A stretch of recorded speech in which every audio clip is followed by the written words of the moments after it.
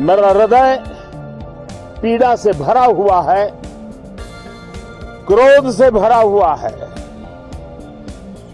मणिपुर की जो घटना सामने आई है, किसी भी सभ्य समाज के लिए ये शर्मसार करने वाली घटना है। पाप करने वाले, गुनाह करने वाले कितने हैं, कौन है, वो अपनी जगह पे है, लेकिन बेइज्जती पूरे देश की हो रही है। 140 करोड़ देशवासियों को शर्मसार होना पड़ रहा है। मैं सभी मुख्यमंत्रियों से आग्रह करता हूं कि वे अपने राज्य में कानून व्यवस्था को और मजबूत करें, खास करके हमारी माताओं बहनों की रक्षा के लिए कठोर से कठोर कदम उठाएं।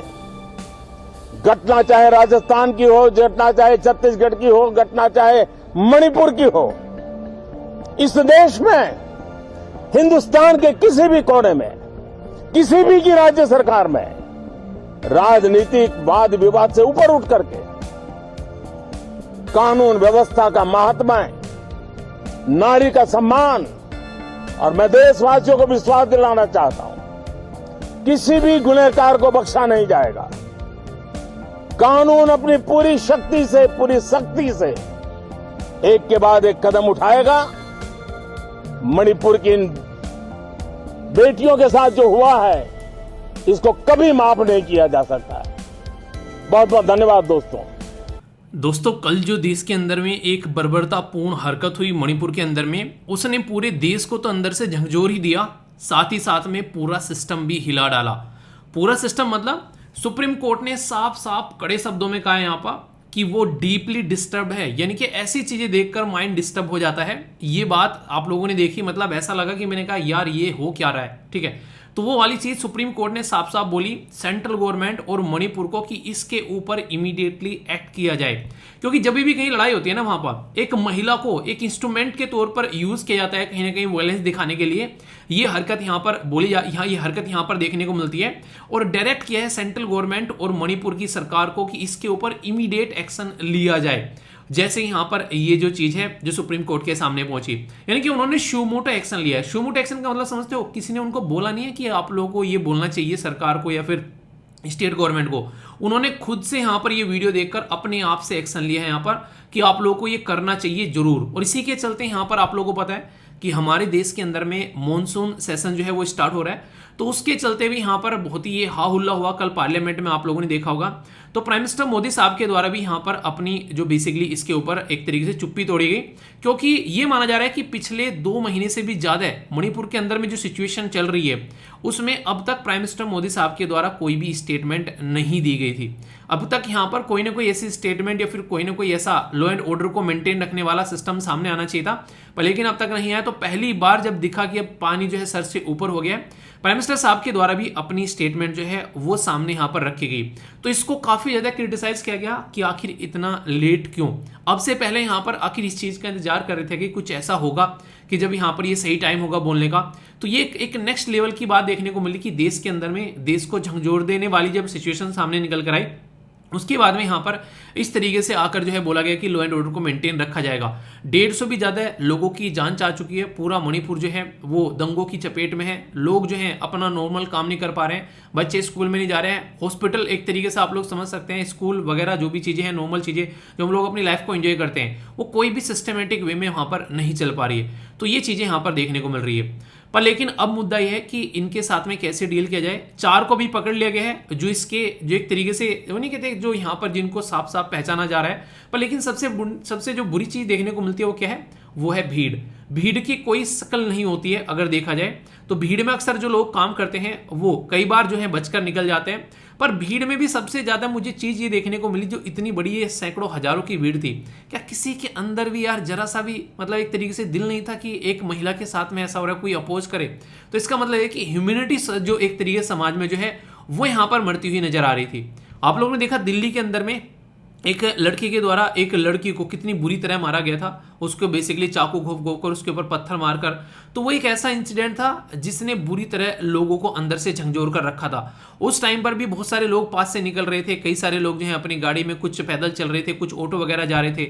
उन्होंने भी यहाँ पर इस चीज के ऊपर एक तरीके से ऑब्जेक्शन नहीं उठाया। अब लोग खुद सोचो, अगर किसी औरत के साथ में कुछ गलत हो रहा है कहीं पर भी, और वहां पर समाज जो है वो आराम से निकल पा रहा है, समाज को कोई दिक्कत नहीं हो रही है उस चीज को देखते हुए, तो क्या रियलिटी में हम लोग एक सोसाइटी में रह रहे हैं? ये क्वेश्चन मार्क नहीं लगाते एक समाज के ऊपर जिसको हम लोग समाज चिल्लाते हैं, जिस समाज में हम लोग इज्जत बेइज्जती की बात करते हैं, उस समाज में ऐसी चीजें देखने को मिल रही है। वहां पर हजारों लोगों की भीड़ जो है वो दो औरतों को नंगा परेड करा रही है वहां पर। क्या वो रियलिटी में नहीं लगता है कि समाज नहीं है यार, यहाँ पर ये एक जंगल राज हो चुका है? तो इस तरीके के जंगल राज को फिर कंट्रोल करने के लिए एक तरीके से इंसान जो यहाँ पर बैठे हुए हैं इस सिस्टम के अंदर में, उनको भी जानवर को जानवर की प्रवृत्ति में ही काम करना पड़ता है। आप लोगों ने सनी देओल की मूवी का डायलॉग सुना होगा, मूवी का नाम याद नहीं आ रहा है, आप लोग बताइएगा अगर याद है, जिसमें उसके बाप को मार के बेसिकली उसमें एक अदालत के अंदर में खड़े रहते हैं और उसके अनुपंखी रहते हैं सनी देओल के पिताश्री, और उनको वहां पर बेसिकली इंसल्ट की जाती है, उनको मारा पीटने की कोशिश की जाती है। तो सनी देओल आता है, फिर उनकी धुलाई करता है, और धुलाई करने के बाद में एक डायलॉग बोलता है, वहां पर बोलता है, बाबूजी जानवरों के साथ में जानवर बनना पड़ता है। तो अगर इंसान सामने जानवर हो तो उसके साथ में अगर सोचा जाए नॉर्मल इंसान बनकर काम चल जाएगा, तो ये किसी भी तरीके से पॉसिबल यहाँ पर नहीं है। तो इसीलिए सुप्रीम कोर्ट भी यहाँ पर सामने आया निकल कर, प्राइम मिनिस्टर साहब ने आकर खुद यहाँ पर बोला, और अब ये एक ऐसा इशू बन गया कि इंटरनेशनल लेवल तक यहाँ पर इस चीज की जो है वो निंदा की जा रही है। देश के अंदर में सारे जो लीडर हैं, चाहे कोई और लीडर, अपोजिशन के लीडर, वो सारे भड़के हुए यहाँ पर इस चीज को लेकर कि आखिर अब तक इसके ऊपर कोई एक्शन क्यों नहीं लिया गया, मणिपुर के अंदर में जो सिचुएशन यहाँ पर बनी हुई है। तो बहुत ही खतरनाक लेवल की चीज यहां पर ये देखने को मिली। दोस्तों आज है 21 जुलाई, आज का इंपॉर्टेंट न्यूज एनालिसिस, जिसको प्यार से आप लोग बैलेंस डाइट बोलते हो, बहुत ही बैलेंस और शानदार रहने वाला है। इसको प्यार से आप लोग बेसिकली बैलेंस डाइट और वैसे INA के नाम से आप लोग इसको जानते हैं। अलग अलग न्यूज़पेपर के जो भी इंपॉर्टेंट आर्टिकल होते हैं वो इसके अंदर कवर किए जाते हैं। तो आगे बढ़ने से पहले तो आप लोग ये बताइए कि कल का दिन आप लोग का कैसा रहा और आज के दिन को आप लोग कैसे यूटिलाइज करने वाले हो, तो ये आप लोगों को बताना है। यानी कि आप लोगों ने क्या प्लान बना लिया कि आज के दिन को आप लोग कैसे लेकर चलने वाले हो। अगर प्लानिंग नहीं की है तो अपनी प्लानिंग आप लोग के टेबल पर होनी चाहिए, और अगर वो नहीं है तो इसका मतलब ये आप लोग अपने गोल को लेकर सीरियस ही नहीं हो, ये बात आप लोग ध्यान रखना। क्योंकि अगर खुद ही आप लोग अपने टाइम को ढंग से यूटिलाइज नहीं कर रहे हो तो फिर किस तरीके से आप लोग अपने गोल के पास में आप लोग पहुंचोगे। बोला गया कि आप अगर छोटी लड़ाइयों में उलझेंगे तो एक बड़ी लड़ाई के योग्य नहीं रह जाएंगे। अगर आप लोगों को लगता है कि यार कोई छोटी छोटी चीजें होती है ना जो जिंदगी में आप लोगों को इरिटेट कर रही है, तो कभी भी आप लोग एक बड़े टारगेट पर फोकस नहीं कर पाएंगे। ठीक है, आप लोगों ने अक्सर सुना होगा कि कुत्ता भौंकता रहता है और गाड़ी चलती रहती है, तो वो रवैया आप लोगों को अपनाना पड़ेगा जिंदगी के अंदर में कि कुछ ऐसे लोग होंगे जो कि जानबूझकर आप लोगों की जिंदगी में उंगली करने की कोशिश करेंगे, आप लोगों को इरिटेट करने की कोशिश करेंगे। उनको बिल्कुल उसी कुत्ते की तरह नापो जैसे एक गाड़ी के पीछे कुत्ते भागते रहते हैं, बिना किसी मतलब के भौंकते हैं। तो आप लोग भी उनको उसी तरीके से कंप्लीटली इग्नोर कर कर अपनी चीजों पर फोकस कर कर आप लोगों को आगे बढ़ना है। क्योंकि एक बार ये टाइम निकल गया ना हाथों से, तो फिर उन्हीं कुत्तों की लड़ाइयों को देखते रहोगे आप लोग, और उसी को देखकर फिर बोलते रहोगे काश उस टाइम पर इनकी तरफ को नहीं देखा होता। कुत्ता वर्ड यहाँ पर थोड़ा सा टाइट हो सकता है, पर इन रियलिटी में यही है कि जो इंसान आप लोग की जिंदगी में बेफालतू की हरकतें करते हैं वो उनको कुत्ते के समान ही मानो और उनको अपनी जिंदगी में से निकाल कर फेंको। कई सारे बच्चे यहाँ पर कई सारे ऐसे मेल करते हैं कि सर ये इंसान की वजह से जिंदगी डिस्टर्ब हो गई है।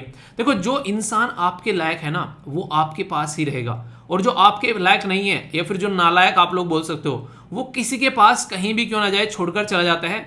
तो यहाँ पर बोलना आसान है, पर लेकिन बोलूंगा करना टफ है, आप लोग करना भी पड़ेगा। रीजन क्या है? रीजन यहाँ पर यह कि अगर आप लोग ये काम नहीं करेंगे तो फिर आगे पछताने के अलावा हाथ में कुछ नहीं लगेगा। अगर कोई लड़का कोई लड़की आप लोगों को छोड़कर चला गया है या फिर चली गई है और आप लोगों को लगता है कि उसके बिना मेरी जिंदगी जो है वो वीरान हो जाएगी, तो आप लोग कतई ही गलत हो। इस देश के अंदर में 140 करोड़ पॉपुलेशन है। 140 करोड़ पॉपुलेशन में क्या आप लोगों को लगता है कि कोई और इंसान ऐसा नहीं होगा जो कि आपके साथ में आप लोगों को ठीक तरीके से संभाल सके, आप लोगों के साथ में अच्छे से बातें कर सके, आप लोगों को अच्छे से समझ सके? तो ये बिल्कुल गलत फहमी है आप लोगों की कि जो धोखा देकर गया, जो छोड़कर गया है, बस वही एक ऐसा इंसान था, उसके अलावा कोई इंसान नहीं था। वो अलग चीज़ है कि आप लोगों की फीलिंग अटैच हो जाती है, वो एक अलग चीज़ है, पर लेकिन इसको डील करना आप लोगों को आना चाहिए। अगर एक अच्छा ऑफिसर बनना है, इसी को कहते हैं इमोशनल इंटेलिजेंस। तो ये आप लोग यहाँ पर अगर आप लोग रियलिटी में चाहते हैं अपनी इमोशनल इंटेलिजेंस को ढंग से यूटिलाइज करना, तो ये चीज़ आप लोगों को अंडरस्टैंड करनी पड़ेगी और इस चीज़ को कैसे कंट्रोल करना है इसके ऊपर काम करना पड़ेगा। और वो तब होगा कि आखिर क्या हो सकता है ज़्यादा से ज़्यादा। अगर ये चीज सोच सकते हैं किसी भी चीज के बारे में कि ज्यादा से ज्यादा क्या हो सकता है, अगर ये एक बात आप लास्ट में सोच लोगे तो आप लोगों को जिंदगी आप लोगों की आसान होती हुई यहां पर नजर आएगी। ठीक है, एक इंपॉर्टेंट क्वेश्चन है, अगर आप लोग लिखना चाहते हैं बेसिकली पोवर्टी के ऊपर, तो यहां पर इसको आप लोग लिख सकते हैं कि poverty is like a punishment for a crime you didn't commit. अगर आप लोग एक गरीब घर में पैदा होते हैं ना, तो आप लोगों को ऐसा लगेगा कि एक पनिशमेंट मिल रहा है, आप लोगों की छोटी छोटी इच्छाओं की पूर्ति भी आप लोगों की नहीं हो पाएंगी, आप लोग हमेशा कई सारी चीजों को लेकर परेशान होते रहोगे। पर लेकिन अगर उस पुअर्टी को लेकर आप लोगों ने अपना लिया कि हाँ हम तो इसी परिवार में पैदा हुए हैं और यही हमारी जिंदगी का सत्य है, तो इसका मतलब यह कि आप लोगों ने सबसे बड़ा जिंदगी का गुनाह कर दिया। क्योंकि गरीब पैदा होना ये आपके हाथ में नहीं था, पर गरीब मर जाना ये आपने कर दिया, तो इससे बड़ी आप लोगों ने गलती इस जिंदगी में कुछ नहीं की। क्योंकि हर एक इंसान के पास में वो कैपेबिलिटी है कि वो कहीं से निकलकर अर्श से उठकर फर्श से उठकर वो अर्श पे पहुंच सकता है, ऐसा बोल सकते हैं। और बड़ा ही प्यारा सा उदाहरण मुझे याद आता है, वो है एपीजे अब्दुल कलाम सर जी का। मतलब कहां से निकलकर इंसान जो है वो कहां पहुंच गए। तो सैल्यूट है यार, इस तरीके से अपनी जिंदगी को चेंज कर देना। तो वहां से आप लोगों को भी देखना पड़ेगा कि आप लोग किस तरीके की चीजें चेंज कर सकते हैं। आपके जो मम्मी पापा हैं वो पूरा एफर्ट लगाएंगे आप लोगों की लाइफ को इंप्रूव करने के लिए, पर लेकिन आप लोगों को उनसे लगभग 10 से 100 गुना ज्यादा एफर्ट लगाना पड़ेगा उसको रियलिटी में चेंज करने के लिए, तब जाकर सिचुएशन जो है वो चेंज होगी। अगर आप लोग उसी पैटर्न में जीते आ रहे हैं जिस तरीके से मम्मी पापा जी रहे हैं और उसी पैटर्न में आप लोग उसको अपनाए हुए हैं, तो फिर कभी भी चीजें जो हैं वो सुधरने वाली नहीं है। तो पोवर्टी के बारे में कुछ भी लिखने के लिए यहाँ पर आ जाए, गरीबी के बारे में एस्से आ जाए, आंसर राइटिंग आ जाए, या कोई भी एथिक्स के अंदर में कोई क्वेश्चन आ जाए, तो वहां पर आप लोग इस कोटेशन का इस्तेमाल कर सकते हैं। इसको अंदर तक फील करने देना, क्योंकि एक ऐसी चीज है जो कि सुधारनी पड़ेगी, नहीं सुधरेगी तो आप लोग जिंदगी में बहुत ही ज्यादा इरिटेट फील होते हुए भी यहाँ पर नजर आओगे कि आखिर ये मेरे साथ में ही क्यों होता है। तो रुको, बैठो, सोचो, थोड़ा टाइम दो अपने आप को, और फिर उसको इंप्रूव करने का मौका भी आप लोगों को मिलेगा। बस थोड़ा सा रुक कर एक बार उसके बारे में सोचो। ठीक है, एक दो चीज को लेके कई सारे बच्चे रेगुलर क्वेश्चन पूछ रहे हैं। एक तो यहाँ पर बात की जा रही है बेसिकली, जो मैंने आप लोगों से बोला भी था कि जो भी यहाँ पर यूपीएससी की जो क्लासेस चल रही हैं उसमें कई सारे बच्चे बोले थे सर हमको नोट्स मिल जाएंगे क्या जो क्लास के अंदर में चल रहे हैं। ठीक है, ओनली वो नोट्स चाहिए, अगर वो मिल जाएंगे तो हमारे लिए थोड़ा सा आसान रहेगा। कई सारे बच्चे जो हैं सेल्फ स्टडी कर रहे हैं तो उनके लिए रेगुलर मेल आ रहे हैं, तो उसके लिए एक टेलीग्राम ग्रुप जो है वो पब्लिश किया जाएगा, और उस टेलीग्राम का जो लिंक है वो डायरेक्ट आप लोगों को एप्लीकेशन के थ्रू ही वहां पर एंट्री होगी। ठीक है, एक बहुत ही एक मिनिमम कॉस्ट उसकी रखी जाएगी ताकि आसानी से जो है उसको आप लोग ले सकें। तो यहाँ पर उसके ऊपर बेसिकली आज जो है लगभग 12 बजे वो टेलीग्राम का लिंक जो है वो पब्लिश कर दिया जाएगा। दूसरा, एक आंसर राइटिंग का ग्रुप पब्लिश होने जा रहा है, जिसमें जो खासकर जो पेड क्लासेस चल रही है वहां की सारी आंसर राइटिंग होगी। आउटसाइड से भी अगर कोई वहां पर ज्वाइन करना चाहता है तो उसके लिए भी वो ऑप्शन अवेलेबल वहां पर कराया जाएगा। तो दोनों चीजें यहाँ पर, ये दो टेलीग्राम ग्रुप रहेंगे, एक में तो सारे नोट्स आप लोगों को मिलने वाले हैं, ठीक है, और दूसरे में आंसर राइटिंग यहाँ पर होने वाली है। ये दोनों में बेसिकली यहाँ पर जो दोनों ग्रुप यहाँ पर रहने वाले हैं, ये दोनों ग्रुप में एक वन टाइम कोस्टिंग आप लोगों की रहेगी, यानी कि एक बार आप लोगों को पेमेंट करना है, और वो भी बहुत ही एक ऐसा रहेगा पेमेंट, बहुत ही एक नॉमिनल सा पेमेंट है यहाँ पर। जो कई सारे बच्चों से भी मैंने पूछा था यहाँ पर जो मेल कर रहे थे, तो कोई बोल रहा है कि सर इसके लिए सर 3,000 रुपये में कर दो, कोई बोल रहा है सर 4,000 रुपये में, कोई बोल रहा है 2,000 रुपये में। मतलब एक तरीके से बहुत सारे मेरे पास में इसको लेकर मेल आ रहे हैं। तो जब टीम से मैंने बातें की तो इसका कोस्ट जो है वो 5,000 रखने की बात की जा रही है। मतलब 5,000 रुपये यहाँ पर नोट्स के लिए आएंगे, बेसिकली जो नोट्स रहेंगे वो क्लास के जो भी सारे नोट्स हैं, और आंसर राइटिंग के लिए जो ग्रुप बनाया जाएगा 5,000 उसके लिए रहेंगे। यहाँ पर आप लोगों को डेमो आंसर भी प्रोवाइड कराए जाएंगे। ठीक है, क्या बात कर रहे हो सर, 5,000 रुपये 5,000 नहीं है, बेसिकली ये यहाँ पर कोस्टिंग जो रखी जा रही है इसकी रखी जा रही है ओनली 499। ठीक है, तो मैं चाहता हूँ कि हर एक बच्चा जो भी यहाँ पर बेसिकली अगर क्लास नहीं ज्वाइन कर पा रहा है किसी रीजन की वजह से, और उसको सारी क्लास की पीडीएफ चाहिए जो क्लास में यहाँ पर टीचर पढ़ा रहे हैं, तो सारी की सारी क्लास की पीडीएफ जो है एक टेलीग्राम में आप लोगों को मिलेगी। पर लेकिन ये 499 जो है ये आप लोगों को 499 जो है ये आप लोगों को आज और कल देखने को मिलेगा। ठीक है, यानी कि 2 दिन तक 499 रहने वाला है। इसके बाद में ये इसका जो प्राइस आएगा, क्योंकि इसके अंदर जीएसटी भी इंक्लूडेड है, वो 999 हो जाएगा। ठीक है, दोनों ग्रुप का 499 यहाँ पर रहने वाला है। इसके अंदर में एक प्रॉपर डेडिकेटेड एक पर्टिकुलर पर्सन रहेंगे जो कि आप लोगों के लिए यहाँ पर जो आंसर राइटिंग के जो सारे जो भी क्वेश्चन आप लोगों के पूछे जाएंगे उसके डेमो आंसर आप लोगों को प्रोवाइड कराएंगे।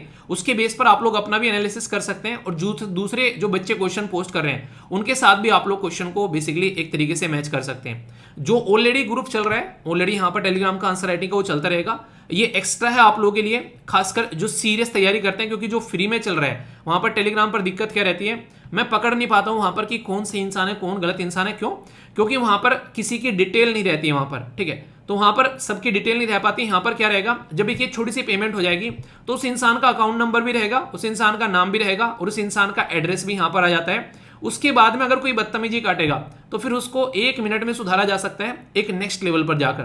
तो ये एक इसका रीजन ये है बेसिकली यहां पर, ताकि यहां पर सारी चीजें रहें। और इसके अंदर में आप लोग यहां पर ये सारी जो भी पीडीएफ होंगी, जो क्लासेस की जो सारे नोट्स होंगे वो यहां पर प्रोवाइड कराए जाएंगे, ठीक है। तो ये आप लोग यहां पर इसको देख सकते हैं। तो इसको ज्वाइन करिएगा। इसके लिए आप लोग जब यहां पर जाओगे पेड कोर्स के अंदर में तो 2 टेलीग्राम के लिंक आप लोग यहां पर मिलेंगे, उनको ज्वाइन कर आप लोग यहां पर नोट्स और ये पीडीएफ जो है और आंसर राइटिंग ग्रुप, इनको आप लोग ज्वाइन कर सकते हैं, ठीक है। पहले तो बोला गया था कि बेसिकली आंसर राइटिंग ग्रुप जो है उन्हीं के लिए रखना है जो कि यहाँ पर ऑलरेडी क्लास में इनरोल है, पर लेकिन फिर मैंने बोला कि नहीं यार, अगर कोई बाहर वाला बच्चा भी अगर ज्वाइन करना चाहता है तो उसके लिए भी यहाँ पर इसको ओपन किया जा रहा है, ठीक है। एक नई फैसिलिटी और आ रही है यहाँ पर, जो कि अभी आगे आने वाले टाइम में उसको अनवील करूंगा, जो कि कई सारे बच्चे और बोल रहे हैं, तो आराम आराम से सारी चीजें इंप्लीमेंट की जा रही हैं। तो आप लोग यहाँ पर पहुंचेगा, पर जो सीरियस हो वही आइएगा, क्योंकि यहाँ पर सारी चीजें मेरे पास में रहने वाले, कोई बदतमीजी काटेगा तो उसके लिए उसको बेसिकली फिर बुरी कंडीशन में पढ़ना पड़ सकता है, ठीक है। तो यहाँ पर ये चीज ध्यान रखना। तो ये लगभग 12 बजे से दोनों जो टेलीग्राम लिंक एक्टिवेट हो जाएंगे यहाँ पर जा पाएंगे आप लोग यहाँ पर इसके अंदर में ओनली एप्लीकेशन के थ्रू ही,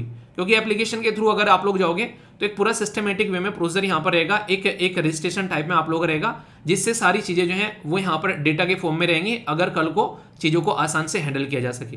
तो ये 2 चीजें हैं, एक नोट्स का हो गया और दूसरा हो गया यहाँ पर आंसर राइटिंग का टेलीग्राम ग्रुप, ठीक है। एप्लीकेशन का लिंक वीडियो के नीचे मिल जाएगा, या फिर टेलीग्राम से जाकर डाउनलोड कर लेना, वहां पर भी आप लोगों को मिल जाता है। स्टडी लेवल भी डायरेक्ट जाकर सर्च कर सकते हैं, 50,000 से ज्यादा लोग डाउनलोड कर चुके हैं, आप लोग भी इसका पार्ट बन सकते हैं, ओके। ये टॉपिक इतना इंपॉर्टेंट है, इतना इंपॉर्टेंट है, इतना इंपॉर्टेंट है, 3 बार बोल देना, इतना ही इंपॉर्टेंट है। रीजन आप लोगों को बताता हूँ। ये टॉपिक की इंपॉर्टेंस के पीछे आप लोगों को इंपॉर्टेंट रीजन जो मैं बताने जा रहा हूँ ध्यान से सुनिएगा। सबसे पहले तो आप लोगों ने सुना होगा कि अर्मीनिया और अजरबैजान का कॉन्फ्लिक्ट है, उसकी वजह से टॉपिक काफ़ी इंपॉर्टेंट है। दूसरा, यहाँ के जो लीडर हैं अर्मीनिया के, वो महात्मा गांधी जी की टीचिंग को बोल रहे हैं कि हमें बहुत हेल्प मिली है उससे। तीसरा, जम्मू एंड कश्मीर में जो कॉन्फ्लिक्ट चलता है उसमें अजरबैजान का जो भी स्टैंड रहता है उसको लेकर ये टॉपिक कई बार न्यूज़ में आता है। इंडिया अजरबैजान और अर्मीनिया में से किसकी साइड खड़ा हुआ है, ये टॉपिक आप लोगों को इसलिए भी देखने को मिलेगा। और कोई भी कॉन्फ्लिक्ट है इंटरनेशनल लेवल पर जो कि कॉन्टिन्यूसली चला हुआ आ रहा है, लगभग 100 साल से भी पुराना, समझ रहे आप लोग क्या बोला मैंने, बिल्कुल सही सुना आप लोगों ने, 100 साल से भी पुराना कॉन्फ्लिक्ट है यहाँ पर अजरबैजान और अर्मीनिया के बीच में। तो वो कॉन्फ्लिक्ट भी मैं आप लोगों को समझाऊंगा जो कि रेगुलर न्यूज़ में रहता है, इसलिए बोला मैंने बहुत ही इंपॉर्टेंट टॉपिक है, ध्यान से सुनिएगा। अभी हम लोग क्यों डिस्कस कर रहे हैं, क्योंकि इंडिया और अर्मीनिया के 30 साल के जो रिलेशन है वो कंप्लीट हो गए हैं, तो इसके चलते भी यहां से क्वेश्चन आप लोगों से पूछा जा सकता है। तो आ गया समझ में कि इस टॉपिक की इतनी इंपॉर्टेंस क्या है। पर टॉपिक पे जाने से पहले मैं आप लोगों को थोड़ा सा मैप दिखाऊंगा, उसके बेस पर आप लोग चीजें अच्छे से अंडरस्टैंड करेंगे तो ढंग से इसको कनेक्ट कर पाएंगे। दोस्तों ये जो टॉपिक है ना, आप लोग जीएस पेपर 2 के साथ में कनेक्ट कर सकते हैं। इंटरनेशनल रिलेशन के लिए इंडिया और अर्मीनिया के रिलेशन के बारे में लिखने के लिए भी आ सकते हैं। यहाँ पर बहुत ही अच्छे से इस टॉपिक को हम लोग समझेंगे काफ़ी डिटेल में, एक एक पॉइंट आप लोगों के माइंड में क्लियर होना चाहिए। और किसी की देश के साथ में आप लोगों के 10 साल 20 साल 50 साल 100 साल इस तरीके के रिलेशन इस्टेब्लिश हो रहे हैं, या फिर कोई भी ऐसी एंटिटी जो कि इन जो टाइम फ्रेगमेंट में आप लोगों को न्यूज़ में देखने को मिलती है, उससे रिलेटेड क्वेश्चन बनने की संभावनाएं पेपर के अंदर में बढ़ जाया करती हैं, तो उसके ऊपर थोड़ा सा एक्स्ट्रा फोकस डाल दिया करते हैं। फिर सबसे पहले मैं आप लोगों को अर्मीनिया के अंदर लेकर चलता हूं। एग्जैक्ट लोकेशन आप लोगों के सामने है, ये आप लोगों को अर्मीनिया दिख रहा है। थोड़ा सा अगर इसको आप लोग जूम करेंगे तो इसी के पास में आप लोगों को अजरबैजान भी देखने को मिलेगा, ये इसके पास में अजरबैजान हो गया। हमेशा जो दो देश एक दूसरे के आसपास में होते हैं, अक्सर वो दोनों देश जो हैं वो आप लोगों को बाउंड्री के लिए लड़ते हुए नजर आएंगे। इसके पास में जो ये आप लोगों को सी दिख रहा है यहाँ पर, इसका नाम आप लोगों को बताना है, ठीक है। बताइए क्या है इसका नाम, ये वाला तो पता ही आप लोगों को ब्लैक सी है, इसका नाम आप लोगों को बताना है। वैसे कई बार बता चुका हूँ, जब मैंने आप लोगों को यहाँ पर ईरान के बारे में पढ़ाया था तो यहाँ पर मैंने कुछ पढ़ाया था, आप लोगों को याद आ रहा है, कुछ एक एग्रीमेंट के बारे में पढ़ाया था जो रामसर के नाम से है। उस टाइम पर भी मैंने इसके बारे में आप लोगों को बताया था। अभी फिलहाल हमारा जो फोकस रहेगा वो रहेगा अर्मीनिया और अजरबैजान, जिससे कि आप लोग टॉपिक को समझ सकें, ठीक है। जैसे जैसे इसको जूम करूंगा वैसे आप लोगों को दिख जाएगा ये दिख गया, ठीक है कैस्पियन सी है, ठीक है। तो यहाँ पर आप लोगों के सामने है अर्मीनिया और ये है अजरबैजान। अजरबैजान के साथ में हमारे अच्छे रिलेशन नहीं है, सीधी सीधी बात है, क्योंकि पाकिस्तान के साथ में इसके अच्छे रिलेशन है। मैक्सिमम आप लोगों को यहाँ पर सिया मुस्लिम कम्युनिटी देखने को मिलती है और यहाँ पर जम्मू एंड कश्मीर वाले मुद्दे पर भी ये पाकिस्तान को सपोर्ट करते हैं अजरबैजान वाले। अर्मीनिया जो है उसके साथ में हमारे अच्छे रिलेशन है, जैसा कि मैंने अभी बताया आप लोगों को यहाँ पर कि लगभग 30 साल जो है हमारे रिलेशन को अभी यहाँ पर हो गए हैं। तो ये एक अच्छी बात है यहाँ पर, खासकर जब अर्मीनिया जो है एक नया देश बना, आज़ाद हुआ, तब से लेके अब तक का इंडिया के रिलेशन लगभग इसके साथ में चले हुए आ रहे हैं। पर लेकिन जैसा आप लोगों ने देखा कि अलग अलग देश के बीच में कोई ना कोई रीजन जो है वो यहाँ पर लड़ाई का रहता है, ऐसे ही अजरबैजान और अर्मीनिया के बीच में भी कॉन्फ्लिक्ट आप लोगों को यहाँ पर देखने को मिलेगा। वो कॉन्फ्लिक्ट वाला रीजन क्या है, बहुत ज़्यादा न्यूज़ में रहता है, इसलिए उसके बारे में एक हल्का सा आइडिया आप लोगों को रखना है। इसके बारे में पहले आप लोगों से बात करता हूँ, ये जो कॉन्फ्लिक्ट है, फिर आप लोग टॉपिक को और अच्छे से अंडरस्टैंड कर पाएंगे। इसको बोलते हैं बेसिकली यहाँ पर नगरोनो करबक जो रीजन है, बेसिकली इसको ये इस नाम से यहाँ पर जाना जाता है। मतलब क्या है, मतलब यहाँ पर ये कि ये कॉन्फ्लिक्ट इस नाम से जाना जा रहा है और ये काफी लंबा पुराना कॉन्फ्लिक्ट आप लोगों को यहाँ पर देखने को मिलता है, जो कि यहाँ पर दोनों देश के बीच में चला हुआ आ रहा है।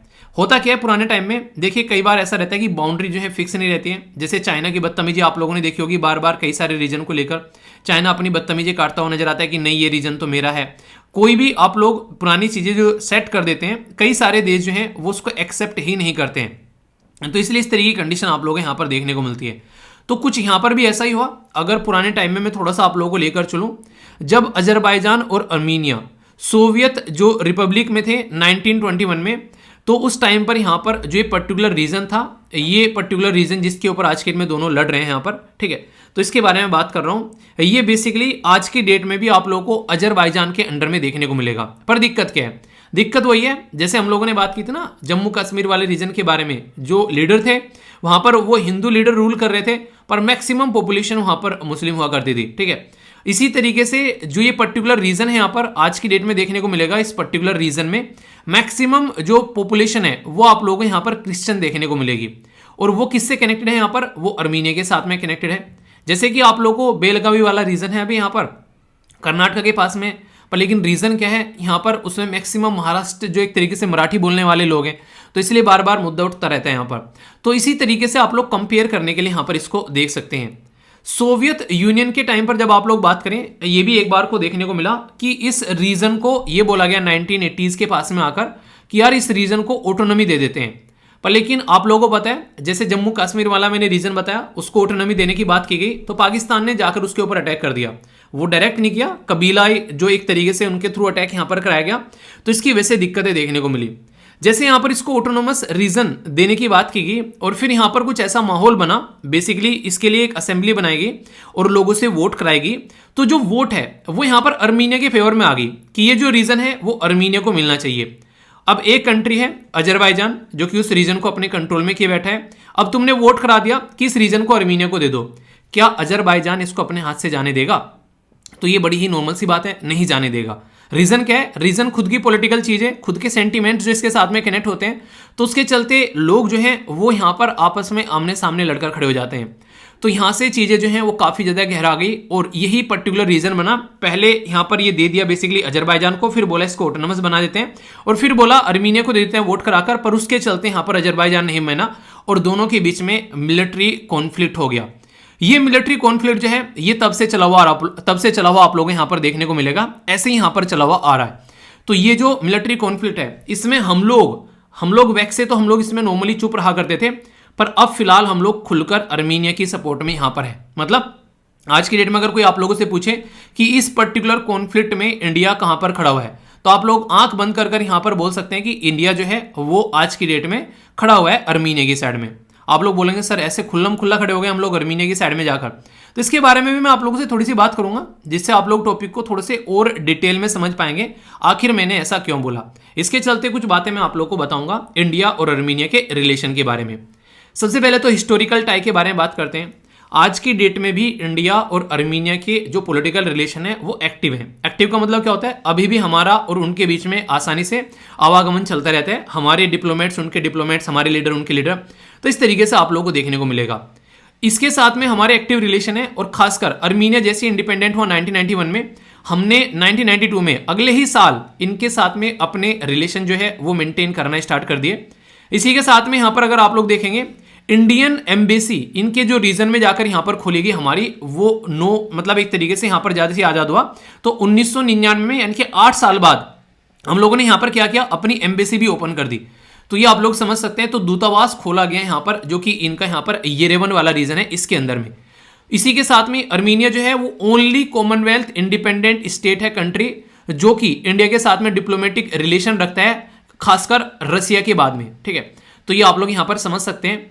ट्रीटी ऑफ फ्रेंडशिप साइन कर ली गई थी इसके साथ में 1995 में। अब यहां से ये इंपॉर्टेंट पॉइंट बन जाता है जिसके ऊपर आप लोग थोड़ा स्टार लगा लेना। अब मैंने बोला कि हम लोग अर्मीनिया के साथ में खड़े हुए हैं, तो इसका सीधा सीधा मतलब क्या हो गया, जब हम लोगों ने इसके साथ में ट्रीटी ऑफ फ्रेंडशिप साइन कर ली अर्मीनिया के साथ में, तो इसका सीधा मतलब ये होगा कि अजरबैजान से तो हम लोग वैसे ही दूर हट गए। अब अजरबैजान को हम लोग किसी तरीके से भी चाहकर भी कोई भी मिलिट्री वेपन जो है वो प्रोवाइड नहीं करा पाएंगे। क्यों?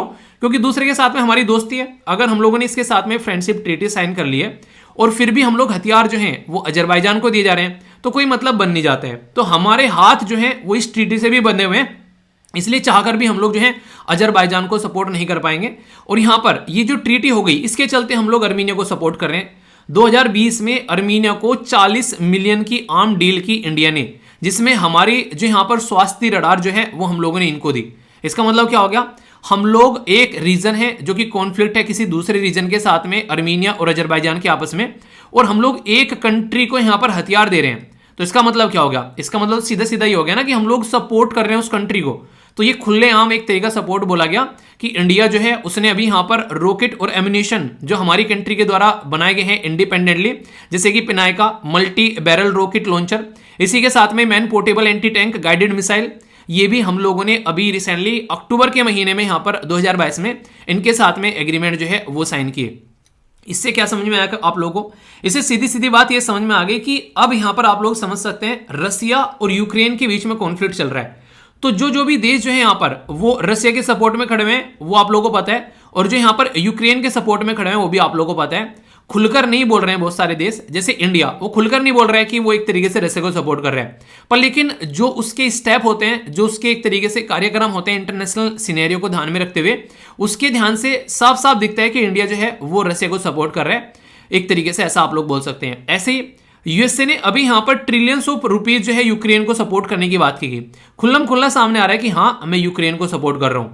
तो ये होती है दादागिरी दिखानी। ठीक है, देखिए जो थोड़े से ताकतवर देश होते हैं ना वो क्या करते हैं, वो किससे डरते वरते नहीं है। ठीक है, वो अपना सांप आगे बोल देते हैं, भाई साहब इसकी साइड में है, जिसको जो करना है कर लो।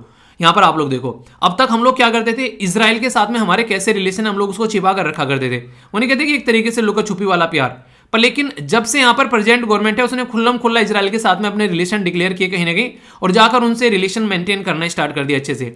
मतलब हम लोग अब इशू बेस अपनी अप्रोच लेकर चल रहे हैं। मतलब क्या है, मतलब यहां पर यह कि हमारे रिलेशन जो है वो इजराइल के साथ में भी अच्छे हैं, हमारे रिलेशन जो है पैलेस्तीन के भी साथ में अच्छे हैं।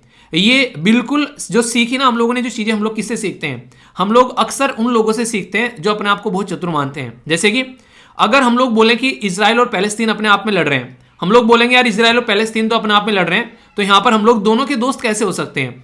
तो यही बात आती है यूनाइटेड स्टेट ऑफ अमेरिका की, वो बोलता है कि पाकिस्तान और इंडिया आपस में लड़ रहे हैं यार, पर लेकिन वो आपस में लड़ रहे हैं उससे मुझे कोई फर्क नहीं पड़ता है, मेरी इंडिपेंडेंट पॉलिसी है, मैं पाकिस्तान के साथ भी अपने रिलेशन रखूंगा और इंडिया के साथ भी अपने रिलेशन रखूंगा, मैं क्यों अपने रिलेशन बिगाड़ू।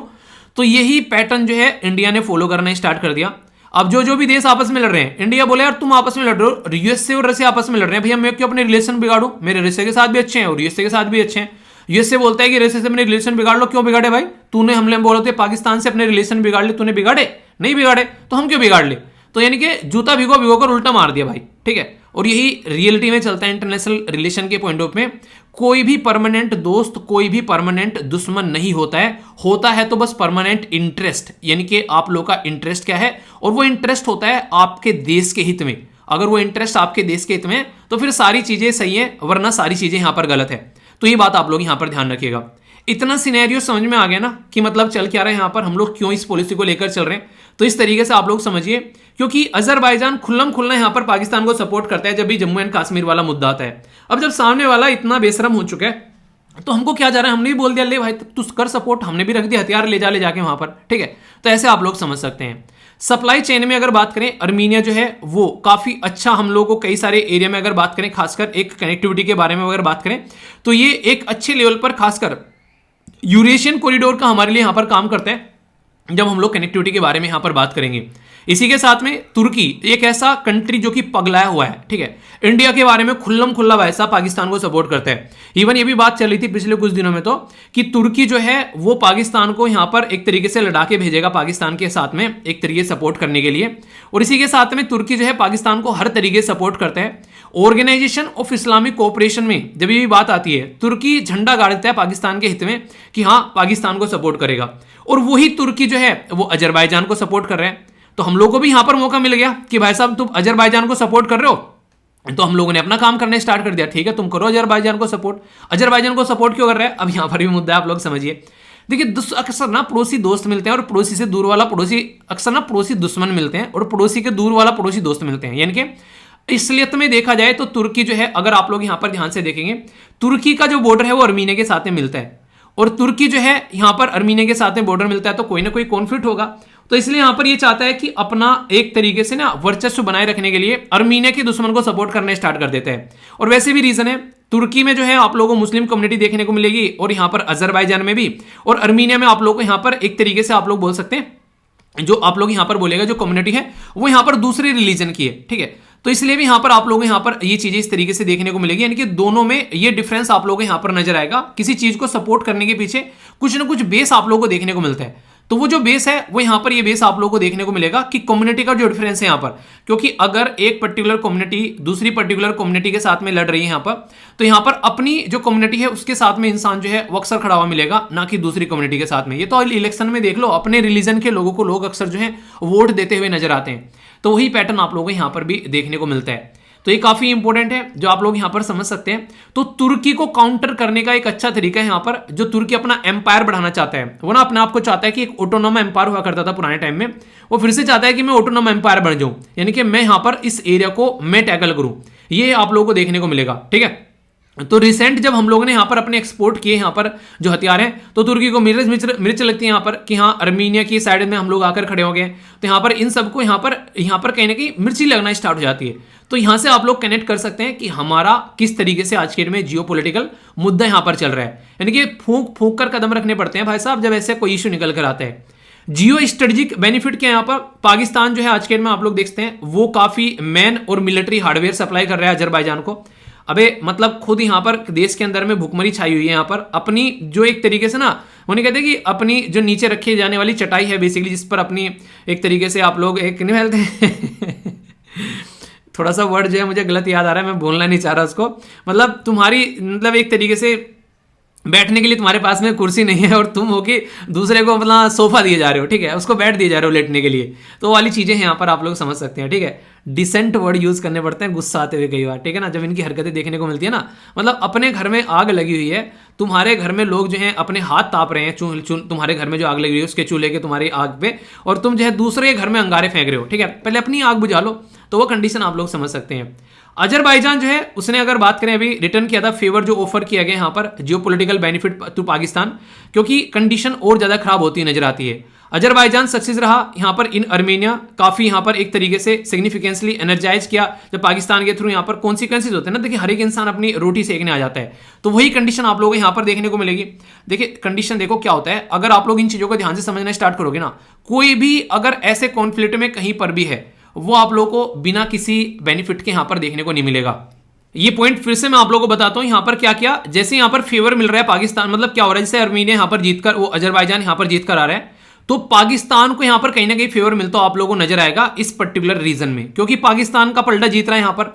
तो इस तरीके से यहां पर पाकिस्तान अपना दबदबा बनाता हुआ नजर आएगा। तो हमारे पास में भी यहां पर अपनी जो मिलिट्री पावर को यूटिलाइज करने का यहां पर एक मौका है, तो हम लोग उसको यूटिलाइज कर सकते हैं।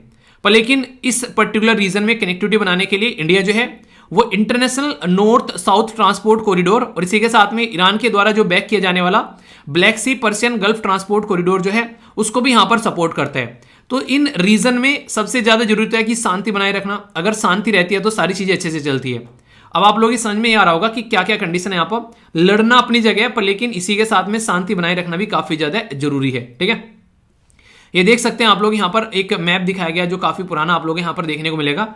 ये इस तरीके से यहाँ पर ये हो गया अर्मीनिया, ठीक है, और ये अपनी प्यारी कंट्री हो गई यहाँ से। तो ये पुराने टाइम का एक मैप आप लोग यहाँ पर दिखाया गया है, ठीक है, जो कि आप लोग समझ सकते हैं। एक पैन तुर्की एम्पायर हुआ करता था जो रूल किया करता था यहाँ पर। तो एक चीजें यहाँ पर आज के डेट में अलग ही पैटर्न में आप लोगों को नजर आएगी। तो यहाँ पर ये पूरा मैप हो गया अर्मीनिया और अजरबैजान का, आप लोग इसको समझ सकते हैं। तो कोई भी कंफ्यूजन इसको लेकर आप लोगों के माइंड में नहीं होना चाहिए। तो क्यों इतने इंपॉर्टेंट थे ये रिलेशन? इनके द्वारा अभी महात्मा गांधी जी की टीचिंग जो है उसके बारे में बात की गई कि हम लोग अच्छे लीडर बने महात्मा गांधी जी की टीचिंग को बढ़कर। देखिए महात्मा गांधी जी ना एक ग्लोबल लीडर हैं आज की डेट में। आप लोगों को अलग अलग कंट्री में उनके स्टैचू देखने को मिलेंगे। जैसे कई सारे लोग मिलते हैं कि महात्मा गांधी जी को नोबेल प्राइज मिल जाता। नोबेल प्राइज जो है उससे बहुत ऊपर उठ चुके हैं महात्मा गांधी जी जैसी पर्सनैलिटी है। कोई बोले कि गौतम बुद्ध जी को नोबेल प्राइज दे दो, ठीक है, महात्मा गांधी जी को नोबेल प्राइज दे दो, तो ये ऐसी पर्सनैलिटी है कि ये छोटी चीजें लग जाती हैं इनके सामने, ठीक है, नोबेल प्राइज वगैरह। क्यों? क्योंकि इनकी पर्सनैलिटी इतनी बड़ी हो चुकी है कि ये सब छोटी छोटी चीजें हैं, लोगों को लुभाने वाली ऐसे लगने लगती है, आप लोग ऐसा बोल सकते हो। तो कहीं ना कहीं आज की डेट में हर एक लीडर जो है उनके बारे में बातें कर रहे हैं, तो कुछ ना कुछ तो इंसान के अंदर में ऐसा कुछ रहा होगा ना। तो यहां पर इनकी टीचिंग जो है वो ऑल ओवर वर्ल्ड में जो कई सारे लीडर हुए हैं वो मानते हैं कि किस तरीके से शांति का पाथ फॉलो करते हुए भी इंसान जो है वो अपने देश को आजाद करा कर ले जाता है। इसीलिए एक महान साइंटिस्ट जिनका नाम था अल्बर्ट आइंस्टीन, उन्होंने महात्मा गांधी के बारे में क्या बोला? उन्होंने ये बोला कि आने वाली जनरेशन जो है ये देखकर विश्वास नहीं कर पाएगी कि एक मांस और हड्डियों का बना हुआ ऐसा इंसान भी धरती पर आया था कभी, जिसने इस तरीके से चीजों को चेंज कर डाला। मतलब कहने का ये कि जब लोगों को इनके कर्तव्यों के बारे में बताया जाएगा कि 200 साल तक रूल करने वाला एक साम्राज्य, एक ऐसा साम्राज्य जो कि एक सबसे पावरफुल साम्राज्य माना जाता था, उसको एक इंसान ने बिना हथियार उठाए हाथ में उनको भगा दिया यहां से, ठीक है। तो आने वाली पीढ़ी को विश्वास करना मुश्किल होगा कि मांस और जो खून का बना हुआ कभी कोई ऐसा इंसान भी धरती पर चला था या फिर आया था। तो इतनी खतरनाक बात यहां पर बोलेगी इनके बारे में। तो समझ सकते हैं आप लोग यहां पर कि किस तरीके से आप लोग यहां पर देख सकते हैं कि एक इंपॉर्टेंट पर्सनैलिटी के बारे में जब कोई स्टेटमेंट दी जाती है तो आप लोग इसको क्वेश्चन के तौर पर भी ले सकते हैं। कल को अगर क्वेश्चन पूछ लिया जाए इससे रिलेटेड महात्मा गांधी जी से, ऐसा क्वेश्चन आप लोगों से पूछा जा सकता है। और बाकी क्वेश्चन यहां पर ये बन सकता है कि डिस्कस करने हैं क्या इंपैक्ट है अर्मीनिया और अजरबैजान कॉन्फ्लिक्ट का इंडिया के ऊपर में, खासकर इंडिया की जो कनेक्टिविटी की पॉलिसी है ना सेंट्रल एशिया को लेकर। क्योंकि जैसे मैंने बताया आप लोगों से यहां पर कि हम लोग कनेक्टिविटी की बेसिकली बात करते हैं सेंट्रल एशियन वाले रीजन में, तो वो भी आप लोगों को इंपैक्टेड होती है, यहां पर नजर आती है। तो इस रीजन में शांति रहना तो देखिए सबके लिए फायदेमंद है, पर लेकिन जब शांति का कोई तरीका ना बचे तो फिर इंसान को कुछ ना कुछ करना पड़ता है, और वही कुछ ना कुछ आप लोगों को यहां पर देखने को मिलेगा, ठीक है। तो ये क्वेश्चन मैंने आप लोगों को बताया यहां पर इनके कॉन्फ्लिक्ट का इंडिया के ऊपर क्या इंपैक्ट पड़ रहा है। अभी मैंने सारी जो कहानी आप लोगों को सुनाई उसके ऊपर एक क्वेश्चन पोस्ट करूंगा मैं आप लोगों के लिए, जो कि आप लोग आंसर राइटिंग भी उसके लिए कर सकते हैं, ठीक है। तो ये अच्छे से आप लोग इसको देखिए क्या होता है बेसिकली जब आप लोग आंसर राइटिंग कर लेते हैं ना एक बार और क्वेश्चन प्रैक्टिस कर लेते हैं तो फिर आप लोगों के लिए वो टॉपिक ऐसा हो जाता है कि आप लोग अच्छे से उसको लंबे समय तक याद रख पाते हो। इसलिए कहता हूं कि हमेशा कोशिश क्या करो कि किसी के टॉपिक के बारे में अच्छे से आप लोग क्वेश्चन पढ़ा करो, उनको एक बार प्रैक्टिस कर लो तो फिर आप लोग अच्छे से उसके आंसर आप लोग कर पाओगे, ठीक है। अब कुछ क्वेश्चन है इनके आंसर आप लोगों को देने हैं। जैसे कि सबसे पहला क्वेश्चन आप लोगों के सामने यहाँ पर ये बात की जा रही है international north south transport corridor के बारे में। तो ये बात की जा रही है कि ये ईरान बैक्ड इनिशिएटिव है। दूसरा, ब्लैक सी पर्शियन गल्फ जो यहाँ पर कॉरिडोर है वो इंडियन बैक इनिशिएटिव है, ये यहाँ पर बोला गया है। तो आप लोगों को आंसर बताना है only one, only two, both या फिर none of the above. Interesting चीज क्या है यहाँ पर, जो इंडिया का है उसके सामने ईरान लिख दिया गया है और जो ईरान का है उसके सामने इंडिया लिख दिया गया है और इनकरेक्ट पूछ लिया गया है। वैसे तो आप लोग पढ़ोगे दोनों स्टेटमेंट करेक्ट है तो आप लोग यहां पर सी लगा दोगे, पर इनकरेक्ट का मतलब हो गया डी लगा दोगे, पर लेकिन यहीं पर स्टेटमेंट में गलत कर रखी है तो फिर से सी बन गया आंसर। ये 3 केसेस बनते हैं जो मैंने अभी आप लोगों को बताए। यहां पर अक्सर आप लोगों से क्वेश्चन पूछे जाते हैं, दोनों स्टेटमेंट सही दे देंगे और यहां पर इनकरेक्ट लिख देंगे, ठीक है। तो तब क्वेश्चन आप लोग का अलग हो जाएगा। दोनों स्टेटमेंट यहां पर इनकरेक्ट दे देंगे और यहां पर करेक्ट पूछ लेंगे, तब क्वेश्चन गलत हो गया। तो इस तरीके से ऐसे टॉपिक आप लोग ढंग से तैयार करके आप लोगों को चलना है, ठीक है। तो याद रखिएगा इंडिया है इंटरनेशनल साउथ ट्रांसपोर्ट कॉरिडोर और यहां पर ईरान है ये ब्लैक सी पर्शियन गल्फ जो कॉरिडोर, ठीक है, इसको सपोर्ट करने वाला। आगे बात करते हैं इंडिया और अर्मीनिया के रिलेशन। इंडिया ने स्टैब्लिश किए थे डिप्लोमेटिक रिलेशन अर्मीनिया के साथ में जब डिसइंटीग्रेशन हुआ यूएसएसआर का। 1995 में बोथ के द्वारा साइन की गई फ्रेंडशिप जो यहां पर कोऑपरेशन की ट्रीटी। अक्टूबर 2022 में जो साइन किया गया एग्रीमेंट अर्मीनिया के साथ में एक्सपोर्ट करने के लिए इंडिजिनस जो पिनाई का मल्टी बैरल रॉकेट लॉन्चर होता है। कौन सी स्टेटमेंट करेक्ट है बतानी है, 1 2 2 3 1 3 या फिर ऑल, ठीक है। सही क्या है, ये सारी की सारी चीजें तो पढ़ाई अभी कि हम लोग सारी चीजें यहां पर कर रहे हैं। तो आंसर क्या हो गया, आंसर यहां पर डी हो गया। तो है ना इंटरेस्टिंग क्वेश्चन। तो इस तरीके से आप लोगों से क्वेश्चन पूछा जा सकता है। तो बेसिक चीजें हैं, अगर क्लियर रहेंगी माइंड में तो आप लोग कंफ्यूज नहीं होंगे। डिजोल्यूशन अगर यूएसएसआर के बारे में भी कुछ आप लोगों से पूछा जाए तो ये काफी इंटरेस्टिंग टॉपिक हो जाता है। 26 दिसंबर 1991 26 दिसंबर 1991 में यूएसएसआर, जिसको आप लोग बोला करते थे, उसका डिसइंटीग्रेशन हुआ और उसमें से 15 देश जो हैं वो निकलकर यहां पर आए, इंक्लूडिंग रसिया। तो ये समझ सकते हैं जो छोटे छोटे देश आप लोग यहां पर दिख रहे हैं सारे, ये सारे इसी के बच्चे हैं जो आज के दिन में आपस में लड़ते हुए भी यहां पर नजर आते हैं। तो ये पहले एक तरीके से यूएसएसआर हुआ करता था, ठीक है। तो इस तरीके से आप लोग समझिए, यहां पर कल को क्वेश्चन पूछ रहे हैं यहां पर, तो ये भी आप लोगों को ध्यान रखना है कि अर्मीनिया और अजरबैजान दोनों यूएसएसआर का पार्ट हुआ करते थे, ठीक है। तो वहीं से ही निकल कर आए हैं, तो इसलिए कंफ्यूजन नहीं होना चाहिए। कल को ये टॉपिक भी अगर घुमा फिरा के पूछ लीजिए। अब यहां पर मैंने क्या डिस्कस कर दिया आप लोगों से इस टॉपिक में, महात्मा गांधी जी की इंपॉर्टेंस आप लोगों को बता दी, इन दोनों के बीच में क्या कॉन्फ्लिक्ट है वो बता दिया, इनके रिलेशन कैसे चल रहे हैं पुराने टाइम से और क्यों यहां पर लड़ रहे हैं वो बता दिया, इंडिया का क्या इंटरेस्ट है इस पर्टिकुलर रीजन में वो मैंने बता दिया, इंडिया किसको सपोर्ट कर रहे हैं यहां पर वो मैंने आप लोगों को बता दिया, पाकिस्तान का क्या मुद्दा है और तुर्की का क्या मुद्दा है यहां पर वो मैंने आप लोगों को समझा दिया, क्वेश्चन आप लोगों को यहां पर अटेम्प्ट करा दिए और एक आंसर राइटिंग का क्वेश्चन बताऊंगा, और यहां पर यूएसएसआर के लिए भी यहां पर जो बातें हैं वो भी मैंने आप लोगों को बता दी, ठीक है। तो इस तरीके से तैयार करो यार। अब एग्जाम में कोई आप लोगों से लिखने के लिए पूछ ले, कोई आप लोगों से इंटरव्यू में पूछ ले, कोई प्रीलिम से पूछ ले, या किसी को पढ़ाने की बात आ जाए, तो आप लोग इस टॉपिक को अच्छे से घूट कर पी चुके हो, है कि नहीं। कोई भी डाउट हो तो बताना, फिर भी उसको भी दूर किया जाएगा। ओके दोस्तों, ये एक ऐसा टॉपिक है जो कि आने वाले काफ़ी लंबे समय तक ये न्यूज़ में रहने वाला है, क्योंकि इस टॉपिक की वजह से सरकार और सुप्रीम कोर्ट के सींग लड़ गए हैं। सींग लड़ गए हैं, क्यों बोल रहा हूँ सींग लड़ गए हैं, इसलिए बोल रहा हूँ कि सरकार जो है वो कह रही है कि ऐसा नहीं होगा, सुप्रीम कोर्ट कह रहा है कि ऐसा होगा, और इसके लिए हम अपनी बाकायदा सुप्रीम कोर्ट की बेंच बनाने जा रहे हैं, और वो बेंच जो है इस मैटर की सुनवाई करेगी। और सबसे इंटरेस्टिंग चीज़ बताऊँ आप लोगों को, वो जो बेंच इस मैटर की सुनवाई करेगी वो लाइव करेगी, लाइव परफॉर्मेंस देखने को मिलेगी आप लोगों को, यानी कि सुप्रीम कोर्ट के अंदर में जो डिबेट डिस्कशन चलेगा ये 18 अप्रैल से, वो सबको लाइव देखने को मिलेगा, लाइव सुनने को मिलेगा, ताकि जनता भी इसके बारे में जागरूक हो सके। आखिर मुद्दा क्या है पूरा, बहुत ही तसल्ली में बहुत ही डिटेल में डिस्कस करूंगा, सारी बैकग्राउंड इन्फॉर्मेशन आप लोगों के सामने एक एक पॉइंट डिस्कस करेंगे। ये ऐसा टॉपिक है जिसको आप लोग यूपीएससी के पॉइंट ऑफ से अगर बात करें, या स्टेट पीसीएस के पॉइंट ऑफ से बात करें, या फिर किसी भी एग्जाम के लिए आप लोग तैयारी कर रहे हैं, तो उसके भी एंगल से मैं आप लोगों को बताऊंगा। इवन इंटरव्यू में भी यहाँ से क्या क्वेश्चन बन सकता है वो भी हम लोग यहाँ पर बातें करेंगे। तो बहुत ही इंपॉर्टेंट टॉपिक है, उन्होंने कहते हैं कि 2-4 स्टार लगाने वाला टॉपिक है। तो आ जाओ, तो इसको स्टार वाला टॉपिक बनाते हैं। कैसे कैसे, शादी विवाह में आजकल बहुत इंटरेस्ट है, बच्चे कह रहे हैं कि पढ़ लेने, तो घर वाले कह रहे हैं नहीं तुम्हारी शादी करेंगे। डेली ऐसे दुनिया भर के मेल देखने को मिलते हैं, जो शादी करना चाहता है आपस में, समाज है उन्हें शादी नहीं करने देता, है ना, अजीब समाज। आज की डेट में अगर बात करें हम लोग सेम सेक्स मैरिज के बारे में, तो इसका मतलब ये होता है कि लड़का आपस में शादी करना चाहता है, लड़की आपस में शादी करना चाहती है। ये सारा फीलिंग्स का खेल होता है यहाँ पर। एक पर्टिकुलर पर्सन को किस चीज़ के लिए फीलिंग्स आ रही है, ये बिल्कुल ऐसे ही है, अगर मानो तो पत्थर में भगवान है और मानो तो भगवान को भी पत्थर बोल देते हैं इंसान, तो वही चीज़ें हैं। तो आप लोग कहने का मतलब यहाँ पर यह है कि ये सारी चीज़ें मानने की है, ना मानो तो कुछ भी नहीं है और मानो तो सब कुछ है, ये बिल्कुल इसी तरीके से है। तो जिन लोगों को ये चीज़ें फील होती है उनको लगता है कि यही ज़िंदगी है, और जिन लोगों को ये दूर से देखने को मिलता है उनको लगता है कि क्या फालतू की चीज़ है। ये बिल्कुल ऐसे ही है, एक इंसान जो है वो नॉनवेज को एंजॉय में खाता है, पूरा एंजॉयमेंट कर करके, दूसरा कह रहा है कि देखो कितना पापी है। तो दोनों के भाव उस चीज़ को लेके अलग अलग हैं, पर लेकिन दोनों अपनी जगह, हो सकता है अपनी जगह दोनों सही हो, क्योंकि उसको वो चीज़ें सही लग रही है, इसको ये चीज़ गलत लग रही है, पर लेकिन हो सकता है दोनों गलत हो। तो एक तरीके से ही तुम्हारे देखने के एंगल के ऊपर डिपेंड करेगा कि तुम कौन सा चश्मा पहने हुए हो, ठीक है।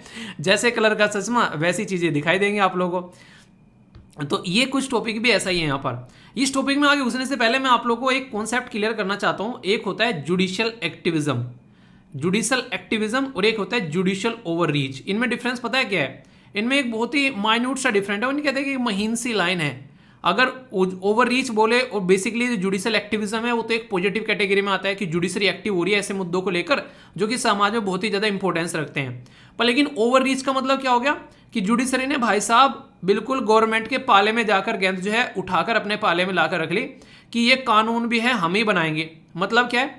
मतलब ऐसे जैसे किसान जो विरोधी आंदोलन चल रहा था, जैसे किसानों का आंदोलन चला था गवर्नमेंट के विरोधी कानूनों को लेकर, उस टाइम पर सुप्रीम कोर्ट को ये देखना था कि ये कानून संविधान के हिसाब से हैं या फिर संविधान के हिसाब से नहीं है। सुप्रीम कोर्ट का मतलब ये था कि चेक करे यस या फिर नो, पर सुप्रीम कोर्ट ने ना तो यस बोला ना नो बोली। सुप्रीम कोर्ट ने क्या किया, एक कमेटी बना दी। कमेटी बनाने का काम सुप्रीम कोर्ट को कहां से हो गया?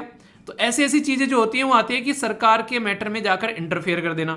आप लोग ट्रिपल तलाक के मुद्दे पर आप लोग देख सकते हैं, ठीक है, वहां पर आप लोगों को सुप्रीम कोर्ट का डिसीजन देखिए। असलियत में देखा जाए तो सोसाइटी का मुद्दा था यहाँ पर, वो कहीं ना कहीं कानून बनाने का मुद्दा था यहाँ पर। तो इंडियन सोसाइटी और गवर्नेंस में हम लोग बात करेंगे तो सरकार को कानून बनाना था। आप लोग देखो, जहां पर सरकार को लगता है कि यहां पर जनता जो है बिगड़ जाएगी, वो सुप्रीम कोर्ट के पाले में आधी बार तो गेंद अपना भी फेंक देता है। पर यहां पर सरकार सुप्रीम कोर्ट के पाले में गेंद फेंकने के बिल्कुल भी मूड में नहीं है।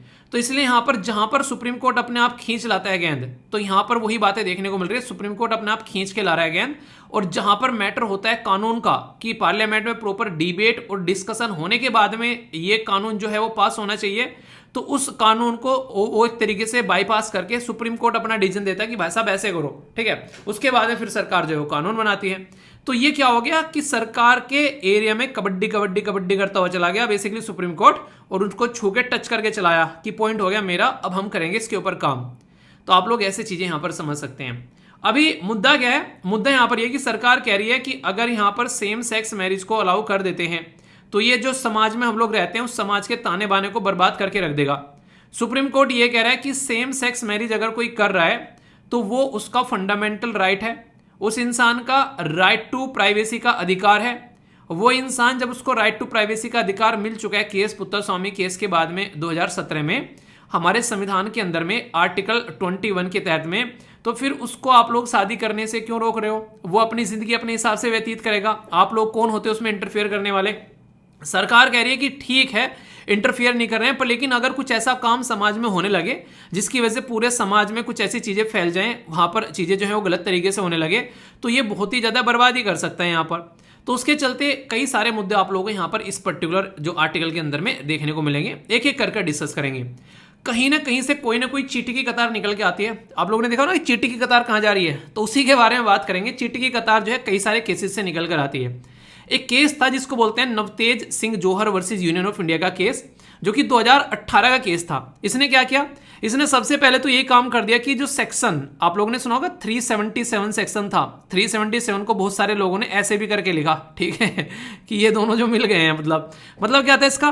पहले अगर कोई लड़का और लड़की जो कि यहाँ पर एक सेक्सुअल इंटरकोर्स में पाए जाते थे, जो कि सेम सेक्स के हैं, यानी कि लड़का लड़के के साथ में फिजिकल रिलेशन बना रहा है, लड़की लड़की के साथ में फिजिकल रिलेशन बना रही है, इनके लिए पर्टिकुलर टर्म दी गई है। जैसे लड़का लड़के के साथ में फिजिकल रिलेशन बना रहा है तो उसको गे बोल देते हैं, लड़की लड़की के साथ में फिजिकल रिलेशन बना रही है तो उसको हम लोग क्या बोल देते हैं? लेस्बियन बोल देते हैं। ये पर्टिकुलर डिफाइंड टर्म है। घर वालों के साथ में बैठे हो तो थोड़ा सा दूर हो जाइएगा, फिर बोलना मत कि सर बताया नहीं, कई सारे बच्चे ऐसे होते हैं। पर लेकिन मैं ये बोलूंगा कि ऐसी चीजें हैं कि घर वालों को भी डिस्कस करनी चाहिए। आज की डेट में तो थोड़ा सा ओपन समाज होना चाहिए, क्योंकि कई सारे ऐसे हैं। एक बार देखो, कई बार क्या होता है, कई ना पापा होते हैं तो पापा बेसिकली लेक्चर सुनते हैं, ठीक है। तो एक थे अंकल लेक्चर सुन रहे थे वो, तो उन्होंने बेसिकली क्या किया, बोले कि मतलब एक तरीके से ना कि बच्चों को कि इनका लेक्चर सुना करो, बड़ा अच्छा होता है। उस दिन मैं कुछ ऐसे ही टॉपिक पढ़ा रहा था उन्होंने फिर मुझे मेल लिखा कि सर आपका लेक्चर मैंने परिवार को सुनाने के लिए खोल के रखा और आपने तो आज पूरा काम कर दिया। तो यार ये मेरे हाथ की बात नहीं है, तो टॉपिक की बात है। देखो, जो पढ़ाने वाली चीजें मैं पढ़ा रहा हूँ, और जब उसके ऊपर सुप्रीम कोर्ट डिबेट डिस्कशन कर रहा है, बाकायदा लाइव डिस्कशन कर रहा है, तो वैसा हम तो टीचर ठहरे, हमारा तो एक तरीके से धर्म है लोगों को समझाना चीजें। तो यार हम तो देखो इसको पढ़ाएंगे खुल के, तो उसमें कोई बड़ी बात भी नहीं है। एक पढ़ा लिखा इंसान है तो 11th की एनसीईआरटी में बच्चे को सारी चीजें पढ़ाई जाती है, वो अलग बात है कि टीचर साहब उसको बाईपास करके निकल जाते हैं। चलिए, तो अच्छे से एंजॉय करते हैं पूरे इसको डिस्कशन को। तो अगर लड़का और लड़का आपस में बेसिकली उसको गे और वैसे उसको बोलेंगे हम लोग लेस्बियन, ये दो मुद्दे आप लोगों को नॉर्मली यहां पर देखने को मिलते हैं। हालांकि केसेस कई सारे हैं, पर लेकिन जो मेन मुद्दा नॉर्मल समझाने के पॉइंट ऑफ व्यू से वो इनको लिया जाता है कि अगर नॉर्मली शादी करने की बात आती है तो एक परिवार दूसरे परिवार से जाकर मिलता है। पहले तो चाय पानी पे मिलते हैं, फिर और चीजें आगे बढ़ती हैं, फिर रस्में पस्में चलती हैं, फिर कस्में पस्में चलती हैं, और उसके बाद में फिर जो है दो लोग जो हैं वो एक ऐसे बंधन में बंधते हैं जहां पर जिएंगे और मरेंगे साथ। फिर दोनों के सींग लड़ने लगते हैं कुछ दिनों बाद वो अलग बात हो जाती है। पर मुद्दा क्या है, घुमा फिराकर मुद्दा यहां पर यह कि जब यहां पर शादी कराने की बात आती है तो नेचुरल तरीके से एक रिप्रोडक्शन का जो प्रोसीजर होता है वो एक लड़का और लड़की या फिर मेल और फीमेल, चाहे वो इंसान हो चाहे वो जानवर हो, जब एक दूसरे के साथ में मिलेंगे तो ही रिप्रोडक्शन आगे चलेगा और ये दुनिया आगे बढ़ेगी।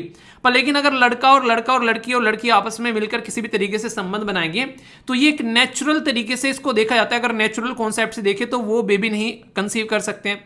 हालांकि आज की डेट में साइंस इतनी एडवांस हो चुकी है कि जुगाड़ पानी कर देती है, पर लेकिन नेचुरल तरीके से देखा जाए तो वो सही नहीं है। अब ये बोल रहे हैं कि आज की डेट में हमारे देश में अलग अलग कानून बने हुए हैं। आप लोगों को पता है कई सारे हमारे देश में ऐसे कानून है जो कि अलग अलग रिलीजन को कैसे कैसे हम लोगों को शादी करनी है, तो उसके बारे में पूरी बातें करते हैं खुल के। मतलब क्या है, मतलब ये कि अगर हिंदू अगर शादी करनी है तो उसके लिए हमारे देश में एक अलग कानून देखने को मिलेगा। अगर मुस्लिम कम्युनिटी को शादी करनी है तो उसके लिए हमारे देश में अलग से कानून देखने को मिलेगा। इनके बारे में मैं बात करूंगा, टेंशन मत लेना, ठीक है। तो आप लोगों को पता है तो कहीं ना कहीं एक पर्टिकुलर एक्ट है जो कि हिंदू अगर एक तरीके से दूसरे रिलीजन में जाकर शादी करना चाहता है और एक तरीके से अगर मुस्लिम दूसरे रिलीजन में जाकर शादी करना चाहता है, यानी कि इंटर रिलीजन अगर शादी करनी है तो उसके लिए अलग से कानून है हमारे देश में। आप लोगों को पता है इसको बोलते हैं स्पेशल मैरिज एक्ट 1954 का। तो ये जो कम्युनिटी है जो कि यहाँ पर ये पर्टिकुलर कम्युनिटी है यहाँ पर जिसको आप लोग बोल रहे हैं कि लेस्बियन और गे कम्युनिटी, ये कह रही है कि जब तुम दो रिलीजन को आपस में शादी करने के लिए अलाउ कर देते हो यार कि तुम जाओ शादी कर लो, तो भाई साहब हम में कौन से कांटे लग रहे हैं, हमको क्यों नहीं अलाउ कर रहे हो तुम शादी करने के लिए यार, हम भी तो तुम ही जैसे हैं, ठीक है।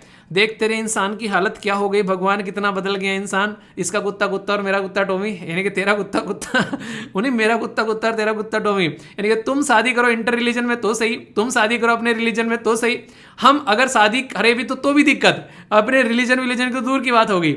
तो ये कह रहे हैं कि स्पेशल मैरिज एक्ट बना इसलिए गया था ताकि स्पेशल केसेस में इसमें अलाउ किया जा सके।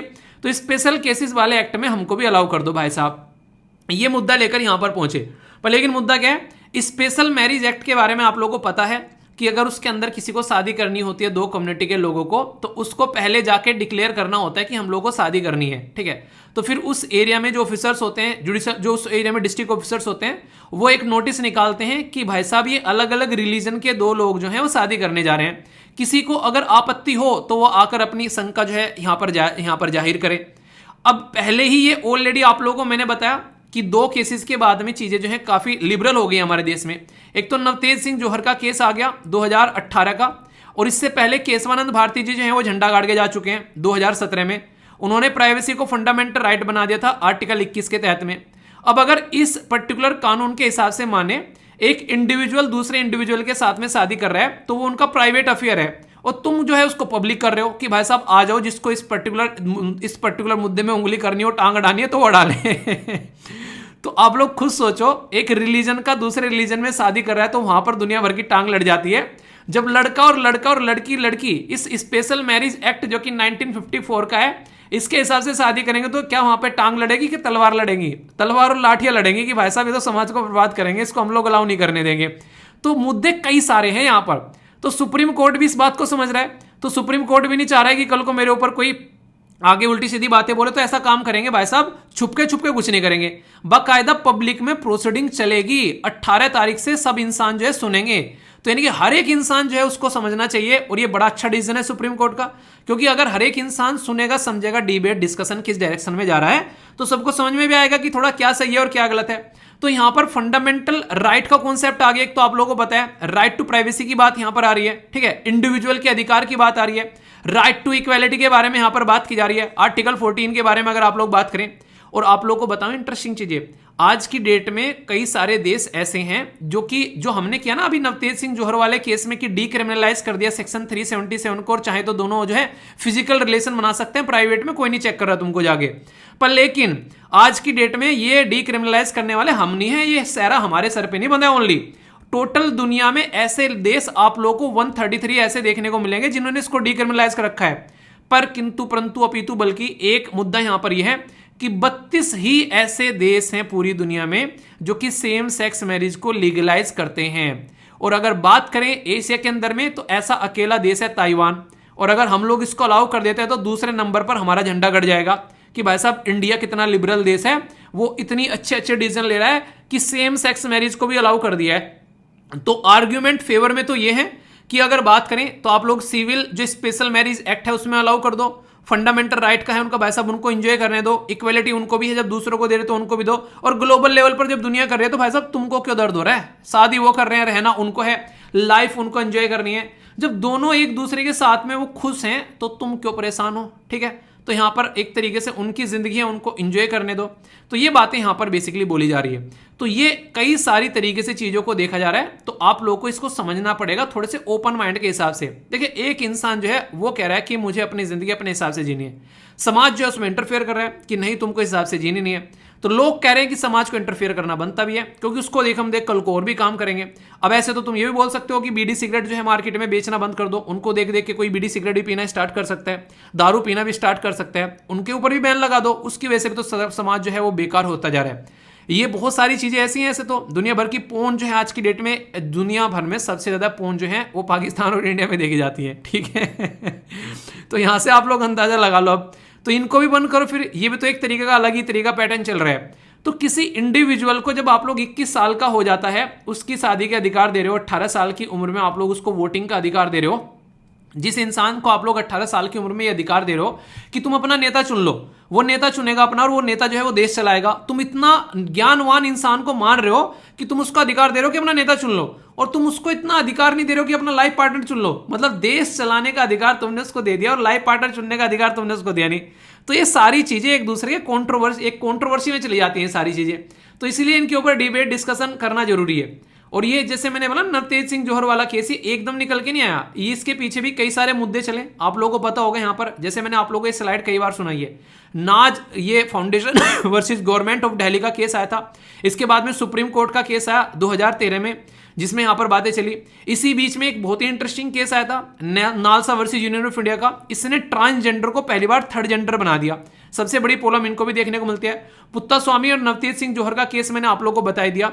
तो घुमा फिराकर आज की डेट में अगर बात करें तो ये अलग अलग तरीके से देखे जाने वाला एक ऐसा एक्ट है। कोई बोलता है अच्छा है और कोई बोलता है बुरा है। तो जिसको अच्छा लग रहा है वो अच्छा बोलता है, जिसको बुरा लग रहा है वो बुरा बोलता है। अब ये डिपेंड करता है कि पूरा समाज इसको कैसे लेगा। तो इसी के लिए सुप्रीम कोर्ट ने एक बाकायदा बेंच बना दी है। वो बेंच जो है वो सारे मैटर सुनेगी। सुप्रीम कोर्ट में एक बड़ा ही प्यारा सा आर्टिकल है कॉन्स्टिट्यूशन के अंदर में जिसका इस्तेमाल किया जाता है। कौन सा आर्टिकल है? आर्टिकल 145 का सेक्शन 3। ये आप लोग याद रखिएगा।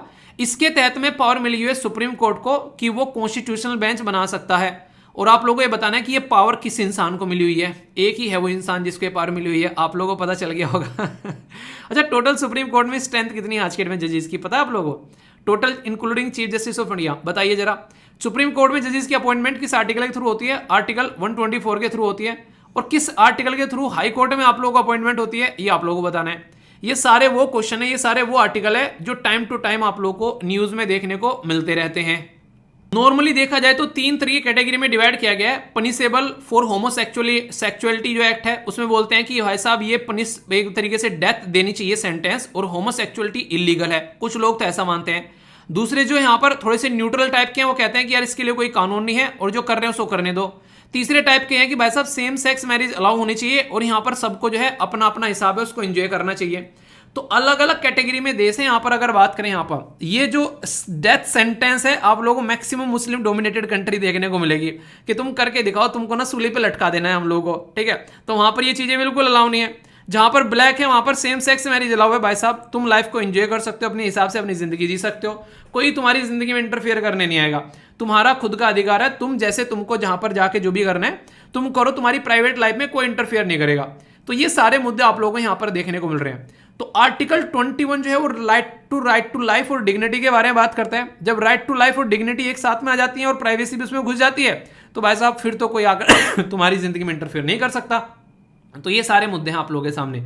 अब आप लोगों को बताना है क्या सही है क्या गलत है। बाकी आर्टिकल फिर भी आएंगे क्योंकि अभी सुप्रीम कोर्ट बैठेंगे, उसके बाद में सुनवाई चलेगी, फिर पूरे मुद्दे आगे बढ़ेंगे।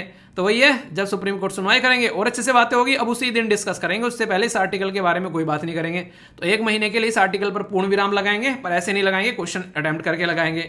आर्टिकल बेसिकली क्वेश्चन पूछा गया डायरेक्ट यहाँ पर 2019 में कि article of the constitution of India जो कि यहाँ पर राइट टू मैरी के बारे में आप लोगों को अधिकार देता है कि 1 चॉइस है भाई साहब। तो आप लोग खुद देख लो, डायरेक्ट क्वेश्चन आप लोगों ने यूपीएससी ने पूछ लिया इसके ऊपर। और ये एक ऐसा क्वेश्चन है घुमा फिराकर 3 बार पूछा जा चुका है। कौन सा है? आर्टिकल 21। आर्टिकल 21 में आप लोग को अधिकार देता है राइट टू मैरी, किसी भी पर्सन के साथ में आप लोग शादी कर सकते हैं। तो right to life and personal liberty की कैटेगरी में आता है, संविधान खुद बोलता है। और कहां से निकल कर आया? ये लता Singh versus state of Uttar Pradesh का केस था 2006 का, याद रखिएगा। सुप्रीम कोर्ट के द्वारा राइट टू मैरी को बोला गया कि आर्टिकल 21 के तहत ये फंडामेंटल राइट है। डायरेक्ट क्वेश्चन बनेगा एग्जाम के अंदर में, और स्टेट पीसीएस के अंदर तो जरूर बनेगा अगर आप लोग यूपी पीसीएस की तैयारी कर रहे हैं। क्यों? क्योंकि उत्तर प्रदेश के रिलेटेड कानून है यहाँ पर ये। तो इस तरीके से स्टेट की भी आप लोग तैयारी कर सकते हैं। इंटरेस्टिंग एक क्वेश्चन बताऊं आप लोगों को, एक बच्चे ने बोला कि सर मेरी जो सिस्टर है वो तैयारी कर रही है स्टेट बीसीएस की। वैसे तो तैयारी मैं भी कर रहा हूँ स्टेट बीसीएस की, पर मेरी सिस्टर जो है वो कोचिंग कर रही है, और मैं जो है मैं कोचिंग नहीं कर रहा हूँ, मैं आपसे पढ़ रहा हूँ। अभी आईएमएफ के बारे में, आईएमएफ के था सर डब्ल्यूएचओ के बारे में था क्वेश्चन कोई, तो आपने तो पता नहीं बहुत गहराई में जाकर पढ़ा दिया। डब्ल्यूएचओ ये, डब्ल्यूएचओ की रिपोर्ट पता नहीं क्या क्या। मेरी दीदी ने है, उसने कोचिंग में पढ़ा है, कोचिंग में उन्होंने कुछ पढ़ाया नहीं है, ऊपर ऊपर से पढ़ा के निकल गए। तो मैंने दीदी से बोला कि सर तो ऐसा पढ़ा रहे हैं। मेरी दीदी मुझे ये कह रही है कि स्टेट पीसीएस में जो इतनी गहराई में पूछा नहीं जाता है, फालतू में टाइम वेस्ट मत करो, कोचिंग वाले सही पढ़ा रहे हैं। तो यार आप लोग खुद देखो कि मतलब किस अंधेरे में आपको रखा जा रहा है, ठीक है। अब कल को वहां पर डब्ल्यूएचओ की रिपोर्ट अगर पूछ लेगी, वो कोचिंग वाले इतना भी नहीं एफर्ट डाल रहे हैं इतने पैसे लेने के बाद में कि वो रिपोर्ट भी बता दे डब्ल्यूएचओ की आप लोगों को, तो मतलब क्या ही चीजें रह गई है। करंट अफेयर मैं आज की डेट में बता दूं आप लोगों को, और भी कई सारे सब्जेक्ट ऐसे हैं। इवन मैं इंटरेस्टिंग तो मुझे ये लगा, बहुत सारे बच्चे ने जो एपीएफसी की तैयारी नहीं कर रहे हैं क्योंकि यूपीएससी का कोई कोर्स लॉन्च नहीं किया है, तो एपीएफसी का कोर्स ज्वाइन कर लिया और मुझे मेल कर रहे हैं सर इसी बहाने हमारी प्रीलिम्स की तैयारी हो जाएगी। समझ रहे हैं आप लोग यहाँ पर। और वे बच्चे हैं जो ऑलरेडी कहीं ना कहीं उन्होंने कोचिंग ज्वाइन कर रखी है। तो ये बात मुझे बड़ी सरप्राइजिंग लगी। तो यार क्या मतलब रह गया ऐसी जगह पैसे देने का। एक तरीके से आप लोग ये देखिए जो मतलब इस तरीके से ट्रीट करते हैं बच्चों को, तो ये चीज़ें मुझे थोड़ी सी लगती है कि यार एक तरीके से पैसे भी ले रहे हो सामने वाले से, और उसको मतलब वो तो अधिकार हो गया ना उस बंदे का, वो बेसिकली आप लोगों से पढ़ रहा है, ट्रस्ट कर रहा है, और उस बार ऐसी बातें कर रहे हो। तो फिर मैंने उसको बच्चे को समझाया, हालांकि मैंने कहा अगर आप लोग इस लेवल पर आकर तैयारी करते हो, आप लोग अक्सर देखना जो यूपीएससी में सेलेक्ट होते हैं वो अपने अपने स्टेट पीसीएस में टॉप रैंक होते हैं। अर्नब आप लोगों ने देखा एसएलवी फैमिली मेंबर थे, उनकी अंडर 20 रैंक आ गई उनकी यूपी पीसीएस के अंदर में, और यूपीएससी के अंदर में उनकी एंडिंग में रैंक थी। आप लोग खुद सोचो अब आप लोग क्या करना है। बस मेरा तो यही समझाना रहेगा, बाकी आप लोग समझ सकते हैं। ये कहते हैं कि सूरज को पाने की चाह करो तो तारे मिल ही जाएंगे। अगर तुम तारों को पाने की चाह करोगे तो भाई साहब कुछ नहीं मिलने का, जमीन पर पड़ोगे आके। तो आप लोग अपने लेवल से थोड़ा सा ऊपर जाके तैयारी करो, वो हर जगह दिखेगा, आंसर राइटिंग में भी दिखेगा और वो हर जगह आप लोगों को दिखाई देगा, ठीक है। तो ये बात ध्यान रखना आप लोग। एक और इंटरेस्टिंग क्वेश्चन है, सेम सेक्स मैरिज कहां कहां पर अलाउ की जाती है? America, Europe, Africa, Asia. तो यहां पर बात की जा रही है, तो यहां पर कौन सा आर्टिकल सही है? 1 2 3 2 3 4 1 4 1 3 4 या फिर ऑल ऑफ द अबोव। तो सही क्या है यहां पर? आप लोग देखते हैं एशिया का भी ऑप्शन यहां पर दे रखा है। तो एशिया के अंदर तो यार कोई अलाउ नहीं कर रखी है यहां पर, आप लोग देख सकते हैं, ठीक है। तो ये कंडीशन क्या हो गई? कंडीशन यहां पर आंसर जो हो गया वो आप लोगों का ए हो गया। तो ये काफी इंटरेस्टिंग है जो कि आप लोग यहां पर समझ सकते हैं, ठीक है। तो बेसिक चीजें हैं यहां पर ये सारी की सारी। और इस तरीके से अगर आप लोगों को बात अगर मैं बोलूं, देखो यहां पर आप लोगों का टॉपिक कैसे तैयार कराता हूं मैं। आप लोगों को पहले करंट की न्यूज बताई, उसके बाद में फिर उससे रिलेटेड स्टैटिक न्यूज बताई, उसके बाद में फिर आप लोग एक क्वेश्चन अटेम्प्ट कराए, उसके बाद में फिर आंसर राइटिंग का क्वेश्चन दिया। ये इस लेवल पे तैयारी होती है कि प्रीलिम्स से लेके मेंस से लेके इंटरव्यू तक की बातें आप लोगों को यहां पर बताई जाती है। ऐसे आर्टिकल को अगर आप लोग तैयार करके जा रहे हो तो बात आपके सामने कोई स्टूडेंट आके बैठेगा, वो कहीं सर्वाइव कर पाएगा? आप लोग आर्टिकल को पढ़ के निकल जाओ, क्वेश्चन प्रैक्टिस आप लोग करो ही ना। तो इससे क्या होता है? इससे फिर ये लगता है कि यार ये तो कुछ भी नहीं किया। आप लोगों को लगता है पढ़ तो लिया है। इसीलिए आप लोगों ने देखा होगा, इंटरेस्टिंग है, एक बच्चा कह रहा है पॉलिटी की किताब कर रहा है वो बेसिकली उसमें जो ऐप के ऊपर, तो मुझे कह रहा है कि सर एपीएफसी में सर इतनी अंदर तक थोड़ी ना पॉलिटी पूछी जाएगी, ठीक है। आप तो बिल्कुल इतने पत्ते खोल खोल के पढ़ा रहे हो सर यहाँ पर। तो आप लोगों ने यार, आप लोगों को क्या लग रहा है कि यूपीएससी आपसे पूछ के पेपर बनाएगी? ऊपर से पढ़ा के निकल दूं, मेरे तो 10 लेक्चर में पॉलिटी खत्म करके बैठ जाऊं, या फिर ऐसे ही कर दे सब्जेक्ट। मैथ्स के इतने सारे लेक्चर आप लोग हो गए, जितने मतलब अभी होने वाले हैं बहुत सारे लेक्चर, रीजनिंग के, मैथ्स के, सबके आप लोग देखो। पढ़ा के अगर मुझे वो काम करना ही होता तो मैं ये काम करना स्टार्ट क्यों करता है यार? मुझे करना है कि तसल्ली में चीजें आप लोगों को मिले विद कॉन्सेप्ट के साथ में, और वहां पर कहने के लिए वो एपीएफसी का बैच है। अगर आप लोग ढंग से चीजें ज्वाइन करोगे ना, हर एक एग्जाम के लिए आप लोग उसको निकालते हुए नजर आओगे। इतनी तसल्ली में चीजें करवाई जा रही है वहां पर, ठीक है। तो इसलिए कह रहा हूं तसल्ली में करो पढ़ाई, एक बार फिर सारे पेपर निकलेंगे। एक बच्चा कह रहा है सर 3 फॉर्म भर रखे हैं, 3 फॉर्म में से किसके लिए पढ़ाई करूं? किसी के लिए पढ़ाई नहीं करनी है। अपने सब्जेक्ट को दुरुस्त कर लो, 4 क्या 1000 फॉर्म भर लेना, सारे के सारे पेपर निकलेंगे। आप लोगों का पॉलिटी तैयार हो गया, आप लोगों का ज्योग्राफी तैयार हो गया, आप लोगों का इकोनॉमी तैयार हो गया, आप लोगों का हिस्ट्री तैयार हो गया। अब यार इनसे क्वेश्चन चाहे आप लोग एसएससी में पूछ लें, चाहे बैंकिंग में पूछ ले, स्टेट पीसीएस में पूछ ले, यूपीएससी में पूछ ले, टॉपिक तैयार कर लिया आप लोगों ने, सब्जेक्ट तैयार कर लिए। सबसे ज्यादा मार यही खाते हैं लोग, टॉपिक तो तैयार करते नहीं, एग्जाम के पीछे पड़े रहते हैं। अरे एग्जाम कोई भी आए, आप लोगों ने अपना एप्टीट्यूड कंप्लीट कर लिया ना, सही अपनी रीजनिंग कंप्लीट कर ली, इंग्लिश कंप्लीट कर ली, अपनी जो जनरल स्टडी कंप्लीट कर ली, अब आ जाए कोई भी एग्जाम सामने, मारो उसको पटक पटक के। तो तैयारी करने के तरीकों को समझो पहले, सबसे बड़ी दिक्कत यहीं पर रहती है, जो कि सबसे बड़ी प्रॉब्लम क्रिएट करती है। समझ में आ रही है कुछ बातें क्या बोल रहा हूं? तो ये चीजें जिस दिन समझ में आ जाएगी, उस दिन ये समझो कि आधे से ज्यादा काम जो है यहां पर सोल्व हो जाएगा। तो एक तरीके से आंसर राइटिंग को भी जिंदगी का पार्ट बना के रखो, बहुत ही सही चीज है, बहुत ही जरूरी चीज है। तो यहां पर बात की जा रही है, do you agree that the recognition of the same sex marriage will help improve this situation? आज के में जो देश के अंदर में जो कंडीशन बनी हुई है, तो आप लोगों को बताना है, इसके ऊपर कमेंट करना आप लोगों को, ठीक है। तो ये है पर्टिकुलर आर्टिकल, फीडबैक जरूर दे दिया करो, उसमें कोई टैक्स नहीं लग रहा है, कोई जीएसटी नहीं लग रहा है, ठीक है। तो आप लोग फीडबैक देने से शर्माना नहीं है, ठीक है। जिसने करी शर्म उसके फुट्टे गरम, लाइक डिसलाइक करके 1 सेकंड में बता सकते हो, ठीक है। आगे चलते हैं नेक्स्ट आर्टिकल की ओर। नेक्स्ट जो आर्टिकल है यहाँ पर, उत्तर प्रदेश के जो चीफ मिनिस्टर हैं वो है आदित्यनाथ योगी जी, ठीक है, मतलब योगी जी हैं, ओके। तो योगी जी के द्वारा यहाँ पर अभी 20,000 करोड़ का इन्वेस्टमेंट करके डेटा स्टोरेज कैपेसिटी के बारे में बात की जा रही है। यानी कि आज के लिए सबसे इंपॉर्टेंट जो मुद्दा है हमारे देश में, अगर आप लोग समझोगे, जो आरबीआई के द्वारा भी उठाया गया था यहाँ पर डेटा लोकलाइजेशन के बारे में। आप लोगों को पता है, ये जो लेक्चर मैं यूट्यूब के ऊपर अपलोड करता हूँ, ये जो लेक्चर रहता है, इसका जो साइज रहता है वो लगभग आप लोगों को मतलब एक तरीके से 2 GB तक, और लगभग 1.5 से 2 GB तक आप लोगों को देखने को मिलता है। 1.5 से 2 GB का जो यहाँ पर डेटा आप लोग अपलोड करके देखना कितना ज़्यादा टाइम लगेगा। तो उसके लिए एक प्रॉपर इंटरनेट होता है, तो प्रॉपर इंटरनेट जो होता है वो उसको अपलोड करता है। तो ये जो इंटरनेट के थ्रू अपलोड होता है, तो आप लोगों को ये पता होना चाहिए कि एक तो मेरे पास में सारे लेक्चर रखे हुए हैं, मैंने अपने पास में हार्ड डिस्क में रख रखे हैं। दूसरा यहाँ पर ये जो लेक्चर जो अपलोड किए जा रहे हैं, ये लेक्चर जो है कहीं ना कहीं स्टोर हो रहे हैं जाकर यूट्यूब के ऊपर। क्यों? क्योंकि अगर आप लोग वीडियो को उठाकर देखोगे, जब मैंने फर्स्ट लेक्चर अपलोड किया था बेसिकली यूट्यूब के ऊपर 28 नवंबर को, 28 नवंबर को 2016 में मैंने पहला लेक्चर यूट्यूब के ऊपर अपलोड किया था। वो लेक्चर भी आज भी आप लोगों को यूट्यूब पर देखने के लिए मिल जाएगा, उसको जाकर देख सकते हैं।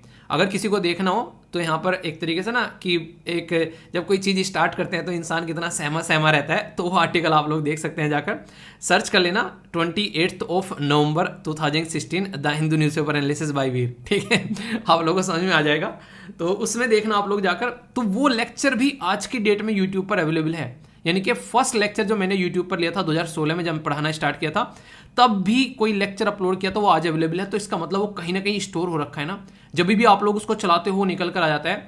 तो बहुत बड़ी बड़ी इस तरीके से हार्ड डिस्क रखी जाती हैं जिसके अंदर इनको स्टोर किया जाता है। हमारे देश के अंदर भी ऐसा एक पर्टिकुलर सेंटर अभी उत्तर प्रदेश के अंदर बहुत ही शानदार तरीके से इसको डेवलप किया जा रहा है, ग्रेटर नोएडा के अंदर में। ये पूरा सिस्टम यहाँ पर आप लोगों के सामने है, यानी कि ये सारी चीजें कहीं पर रखी जा रही हैं यहाँ पर, क्योंकि अगर आप लोग इनको यूज करोगे फ्यूचर में, फेसबुक पर फोटो अपलोड करते हो कहीं तो पड़ा रहेगा, इंस्टाग्राम पर जो भी जैसे फोटो अपलोड की मैंने अभी, ठीक है, तो वहां पर जो फोटो अपलोड की वो वाली भी, और जो पहली फोटो अपलोड की थी वो वाली भी आप लोगों को वहां पर देखने को मिल जाएगी। फेसबुक पर कभी पोस्ट की थी, हालांकि फेसबुक बड़ा खतरनाक है इस मामले में भाई साहब, वो तो मेरी समझ में आज तक नहीं आ रहा है। रिस्ट्रिक्शन लगा के रखता है प्रोफाइल पे, पुरानी जो चीजें रहती हैं उनको डिलीट करता रहता है। ये फेसबुक की बड़ी घटिया हरकतें हैं। मतलब फेसबुक आज के डेट में सबसे, मतलब क्या ही बोलूँ, बस घटिया प्लेटफॉर्म लग रहा है मुझे एक तरीके से। अगर देखा जाए जनता के पॉइंट, अगर उसको पैसे देते रहो ना तो वो सही काम करता है, मतलब उसको पैसे खिलाते रहो फेसबुक को तो वो तुम्हारे काम अच्छे करता रहेगा।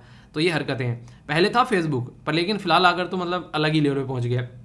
तो सबको अपना ऐसा सेंटर क्रिएट करना पड़ता है जहां पर ये डेटा स्टोर करके रखते हैं, कल को चलकर अगर वो यूज करना पड़े तो आप लोग उसको यूज कर सको। तो ये कंडीशन आप लोगों के सामने। टेलीग्राम पर जो भी चीजें अपलोड करता हूँ, ये सारी चीजें तो वो कहीं ना कहीं स्टोर होती है। तो सब कंपनीज ने अपने डेटा को स्टोर करने के ऐसे ऐसे सेंटर बना रखे हैं। पर लेकिन सोचो आप लोग, आरबीआई अगर बात करें तो आरबीआई ने जब बोला कि डेटा लोकलाइजेशन के बारे में बात करो, फाइनेंशियल जो डेटा होता है खासकर, अगर मैं पैसे ट्रांसफर कर रहा हूं, जैसे ये जो वीडियो रिकॉर्ड कर रहा हूं इसके लिए सॉफ्टवेयर खरीदा, सॉफ्टवेयर खरीदने के बाद में जो सारा ट्रांजैक्शन किया वो यहाँ पर कोई पर्टिकुलर बाहर की कंपनी है उसके पास में सारा पैसा गया, ठीक है, और हर साल वो पैसा जाता है। तो ये जो है फाइनेंशियल ट्रांजैक्शन हो रहा है यहाँ पर। तो हमारे देश के अंदर में जो कंपनी काम कर रही है या फिर हमारे देश के अंदर का जो फाइनेंशियल डेटा है वो आप लोगों को देखने को मिलता है, वो भी बाहर ही स्टोर होता है। हमारे देश के अंदर में कंपनी जो है वो डेटा स्टोर सेंटर लगा के नहीं रखती है। सोचो यूट्यूब के ऊपर, यूट्यूब को ये बोला जाए कि जितनी भी वीडियो यूट्यूब के ऊपर अपलोड हो रही है इंडिया से, उसका सारा स्टोरेज सेंटर जो है वो इंडिया के अंदर ही होना चाहिए। तो उसके पीछे कई सारे तर्क दिए जाते हैं, कुछ साइंटिफिक भी हैं। जैसे कि हमारे देश का मौसम जो है वो इतना अच्छा नहीं रहता है, मतलब एक तरीके से जो वेदर है यहाँ पर इतनी गर्मी पड़ती है, तो उसके लिए को बहुत अच्छी फैसिलिटी बनानी पड़ेगी डेटा को स्टोर करने के लिए। क्यों? क्योंकि जहाँ थोड़ी ठंडी जगह होती है वहाँ पर ये सिस्टम क्रिएट किया जाता है, जहाँ थोड़ी गर्मी होती है वहाँ पर दिक्कतें क्रिएट होती हैं। ह्यूमिडिटी भी काफ़ी एक इंपैक्ट डालती है, बारिश जहाँ ज़्यादा होगी वहाँ पर नमी आएगी, पसीजेंगी चीज़ें, तो वो भी इंपैक्ट होता है। पर लेकिन साइंटिफिक तरीके से देखा जाए तो इन सब चीज़ों को आज के डेट में टैकल किया जा सकता है जितने साइंस में हम लोग आगे बढ़ रहे हैं। तो ये कुछ ऐसी बातें हैं जो कि डेटा लोकलाइजेशन के बारे में अगर कोई आप लोगों से पूछे तो आप लोगों को इसके बारे में थोड़ा सा ख्याल माइंड में रखना है कि अच्छा ये चीजें होती हैं। इंपॉर्टेंट बात क्या है, बोला गया कि व्हाट इज डेटा लोकलाइजेशन, तो अपना देश में अपने ही डेटा को सेव करना डेटा लोकलाइजेशन कहलाता है। ठीक है, यानी कि डेटा का स्थानीकरण करना। डू यू थिंक कि इंडियन गवर्नमेंट को यहां पर इसके लिए कोई काम करना चाहिए? डेटा प्रोटेक्शन के बारे में जब हम लोग बात करते हैं कि हमारा डेटा प्रोटेक्ट करना है, हमारा डेटा हमारे देश के अंदर होना चाहिए, तो उसके फेवर में डेटा लोकलाइजेशन के बारे में बात की जाती है। तो यहां पर इसके बारे में आप लोगों के लिए बड़ा ही प्यारा सा क्वेश्चन एग्जाम में पूछा जा सकता है। ठीक है, तो इससे रिलेटेड ये बेसिक इंफॉर्मेशन है जो अभी मैं आप लोगों से डिस्कस करूंगा। इसका पर्टिकुलर नाम भी दिया गया है जो डेटा लोकलाइजेशन के बारे में यहां पर बात की जा रही है, तो इसलिए यहां से ये इंटरेस्टिंग क्वेश्चन आप लोगों के लिए बन सकता है जब यहां पर नाम के बारे में बात कर देते हैं। मतलब क्या है, मतलब अभी आर्टिकल में आगे बढ़ते हैं, ये तो मैंने बेसिक बैकग्राउंड इंफॉर्मेशन बता दी जो कि आप लोगों को कनेक्ट होनी चाहिए। अभी यहां पर उत्तर प्रदेश सरकार के द्वारा यहां पर इसका नाम दिया गया यहां पर यूटाटा D1। यूटाटा D1 जो है यहाँ पर ये डेटा लोकलाइजेशन सेंटर बनाया गया है, जिसका उद्घाटन यहाँ पर किया है उत्तर प्रदेश के जो मुख्यमंत्री हैं योगी जी के द्वारा। ठीक है, 20,000 करोड़ का इन्वेस्टमेंट करके यहाँ पर ये पूरा काम यहाँ पर किया जाएगा। ठीक है, तो इसके बारे में आप लोग याद रखिएगा। तो मुद्दा क्या है, मुद्दा सीधा सीधा यहाँ पर ये कि आने वाले टाइम पर जो चीजें हैं उसके ऊपर फोकस किया जाएगा अपने देश के अंदर में। तो डेटा सेंटर की पॉलिसी लेकर आने की बात की जा रही है देश के अंदर में। तो यहाँ पर ये याद रखिएगा, यहाँ पर जो यूटाटा जो 1 है यहाँ पर ये U10 बेसिकली इसको U10 टा D1 के नाम से भी यहाँ पर इसको बोला जा रहा है। तो इंडिया का बिगेस्ट और यूपी का फर्स्ट डेटा सेंटर आप लोगों को देखने को मिलेगा। आप लोगों को बता दूं, ये चीजें जानकर थोड़ा सा आप लोग हैरान भी हो सकते हैं। दुनिया के अंदर में जो डेटा कंज्यूम किया जा रहा है आज की डेट में, यानी कि जैसे वीडियो अपलोड कर दी आप लोगों ने देख ली, ये सारा डेटा जो देखा जाए वर्ल्ड में जितना डेटा निकल कर आ रहा है ना आज की डेट में, उसका 20% डेटा जो है वो हमारे इंडिया में कंज्यूम किया जा रहा है। यानी कि हमारा देश जो है लार्ज स्केल पर आज के डेट में इंटरनेट जो है वो एक तरीके से कंज्यूम करने वाला बन गया है। उसमें चाहे सोर्स और चाहे रील्स वगैरह काउंट कर लो, जिसके ऊपर घंटों जो है लोग बैठे हुए अपना टाइम बर्बाद कर देते हैं और फिर बोलते हैं कि चीज़ें बर्बाद हो गई। ग्रोथ स्टेज डोमेस्टिक प्रोडक्ट के बारे में बात करें तो आने वाले टाइम में काफ़ी अच्छे लेवल पर इसमें इन्वेस्टमेंट भी आप लोगों को बढ़ता हुआ नजर आएगा, इसमें इंप्लॉयमेंट जनरेशन होता हुआ भी आप लोगों को नजर आएगा और लोकलाइजेशन भी काफ़ी अच्छे से आगे बढ़ेगा। और इसीलिए बोला जा रहा है कि कहीं ना कहीं यहाँ पर जो योटाटा D1 है यहाँ पर ये जो सेंटर आप लोगों को देखने को मिल रहा है पिक्चर के अंदर में, योटाटा D1 ये जो है कहीं ना कहीं जो 5G सिस्टम आने वाला है उसमें और ज़्यादा पॉजिटिव सपोर्ट आप लोगों को देखने को मिलेगी। तो इंडिया की डेटा को एनालिसिस करने वाली जो इंडस्ट्री है वो ये बता रही है कि आने वाले टाइम में ये इंडस्ट्री जो है इंडिया के अंदर में 2025 तक लगभग $16 बिलियन की यहाँ पर ये इंडस्ट्री होने वाली है। यानी कि फिलहाल अगर कोई इस इंडस्ट्री में एंट्री करता है तो ये बिजनेस की एक अच्छी अपॉर्चुनिटी आप लोग यहाँ पर बोल सकते हैं, अगर हमारे देश की जो बिग कंपनीज हैं वो इसमें एंट्री करती हैं। जैसे गूगल हो गया, ट्विटर हो गया, ट्विटर का तो कमाल ही अलग हो गया ऐसे इंसान है ना, ये वाले अलग ही लेवल का इंसान है। ठीक है, तो गूगल हो गया, ट्विटर हो गया, तो यहाँ पर ये सारा अपना डेटा जो है अपने देश में स्टोर करके रखते हैं। पर हमारे देश में अगर इससे कू ऐप हो गया, ठीक है, इसी के साथ में बहुत सारे और भी जो लोकल कंपनी है, मान लीजिए टाटा काम कर रही है, HCL काम कर रही है, HP काम कर रही है, ये अगर कोई ऐसे काम करने लगे यहाँ पर तो अपना खुद का लोकल डेटा सेंटर यहाँ पर होना चाहिए, उसके ऊपर इन कंपनी को आगे काम करना चाहिए। तो यहाँ पर आने वाले टाइम में करंट साइज जो है इसका लगभग, जैसे यहाँ पर 2025 में मैंने कितना बताया 26 बिलियन होने वाला है, अभी लगभग 5-5.5 बिलियन के करीब आप लोगों को देखने को मिलेगा। यानी कि 2022 का खत्म हो चुका है, एंड में मैं आप लोगों से डिस्कस कर रहा हूं, और यहां पर ये जो चीजें हैं आप लोगों को 2023, 24, 25 ओनली 3 साल के अंदर में ये 3 गुना बढ़ जाएगा। तो इस तरीके से आप लोग समझ सकते हैं। ठीक है, तो यानी कि एक तरीके से यहाँ पर काफी बड़ी बात है, यहाँ पर जिस तरीके से यहाँ पर आप लोग इसको देख सकते हैं, तो ये काफी इंपॉर्टेंट है यहाँ पर अगर इसमें इस तरीके से आप लोग देखेंगे तो अच्छे से यहाँ पर इसमें इन्वेस्टमेंट करना चाहिए और आना चाहिए। पूछ ले कोई देश के अंदर पहला डेटा सेंटर कहाँ पर आया, तो इसके बारे में आप लोग हल्का सा याद रख सकते हैं। तो ये जो पहला देश का जो डेटा सेंटर आप लोग को देखने को मिला वो हैदराबाद में, यानी कि तेलंगाना के अंदर में 2008 में बनाया गया था। ठीक है, उस टाइम पे जब मैं उस टाइम में थोड़ा सा पढ़ा करते थे तो देखा उस टाइम पे उठा के अच्छा ऐसा कुछ हो रहा है, उस टाइम पे समझ में भी नहीं आ रही थी ये क्या चीज़ें चल रही हैं। ठीक है, अब मैं आप लोगों को पढ़ा रहा हूँ ये चीज़ें। ठीक है, तो इस तरीके से समझ सकते हैं। तो ई गवर्नेंस में अगर ढांचा आप लोगों को डेवलप करना है देश के अंदर में, तो इसके ऊपर आप लोगों को काम करना पड़ेगा। अगर बात करें नॉर्थ ईस्ट रीजन में सबसे पहला कहाँ पर बना, तो आसाम के अंदर में आप लोगों को देखने को मिलेगा। ठीक है, तो ये आप लोग समझ सकते हैं। तो ये कई सारे क्वेश्चन आप लोगों से डायरेक्ट पूछे जा सकते हैं। ठीक है, आसाम के अंदर गुवाहाटी के अंदर में फरवरी 2021 में बना पहला नॉर्थ ईस्ट का। करंटली अगर बात करें ऐसे डेटा सेंटर ये देश के अंदर में लगभग 138 आप लोगों को देखने को मिलेंगे जो कि अलग अलग रीजन में बनाए गए हैं। करंटली अगर बात करें लगभग 57% के करीब जो आईटी कैपेसिटी है वो मुंबई और चेन्नई दो जगह आप लोगों को देखने को मिलेगी, यानी कि मुंबई और चेन्नई में यहाँ पर सबसे ज्यादा जो आप लोगों को सिस्टम नजर आएगा। इसलिए यहाँ पर अभी अगर ये ग्रेटर नोएडा में बन रहा है तो नॉर्दर्न इंडिया में भी, और वैसे तो देश का सबसे बड़ा नॉर्दर्न इंडिया में इसको इंट्रोड्यूस किया जा रहा है। ड्राफ्ट डेटा सेंटर पॉलिसी हमारी कंट्री में इंट्रोड्यूस की गई थी 2020 के अंदर में।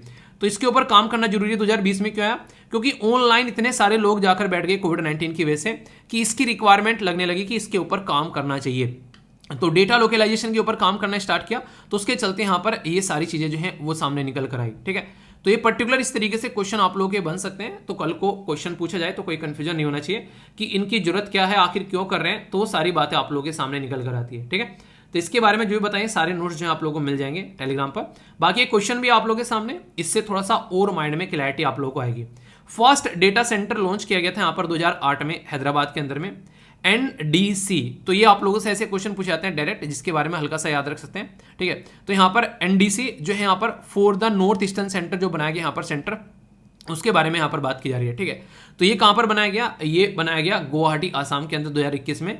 प्राइमरी जो यहाँ पर एक तरीके से डेटा को जो लोकलाइज किया जाता है उसके बारे में बात की जा रही है। तो ये मुंबई में आप लोगों को देखने को मिलेगा, ये बोला गया है। ठीक है, तो सही स्टेटमेंट यहाँ पर क्या है अगर बोला जाए तो ये आप लोगों को बताना है। सही स्टेटमेंट क्या है यहाँ पर, ये एक तरीके से, एक सेकेंड है, ये शब्द लिखा हुआ है यहाँ पर कोलोकेशन। कोलोकेशन का मतलब होता है एक तरीका डेटा सेंटर। तो कंफ्यूज मत हो जाना अगर ऐसा कोई शब्द भी देखने को मिले कि यार ये कहाँ से आ गया, तो बताया नहीं था। ठीक है, तो चीजें ध्यान से देखोगे तो सारी चीजें आप लोगों को देखने को मिलेगी। तो बोला गया कि सेंटर एरिया जो है वो मुंबई के अंदर में है, ये बताया गया है। तो ओनली 1, ओनली 2 या ऑल 3 कौन सी स्टेटमेंट करेक्ट है ये आप लोगों को बताना है। तो सही आंसर क्या है, ये वीडियो को पॉज कर आंसर दे लिया करो। ठीक है, तो सही आंसर यहाँ पर क्या, तो वो है सी, यानी कि तीनों के तीनों जो है स्टेटमेंट सही है। ओके, तो ये मुंबई के अंदर आप लोगों को देखने को मिल रहा है। जो डेटा सेंटर है यहाँ पर आईटी के हब के बारे में बात करें तो मुंबई और चेन्नई है। ओके, तो बेसिक इन्फॉर्मेशन है, क्वेश्चन राइटिंग प्रैक्टिस जरूर करिएगा जिससे कि चीजों को और अच्छे से आप लोग अंडरस्टैंड कर सकें।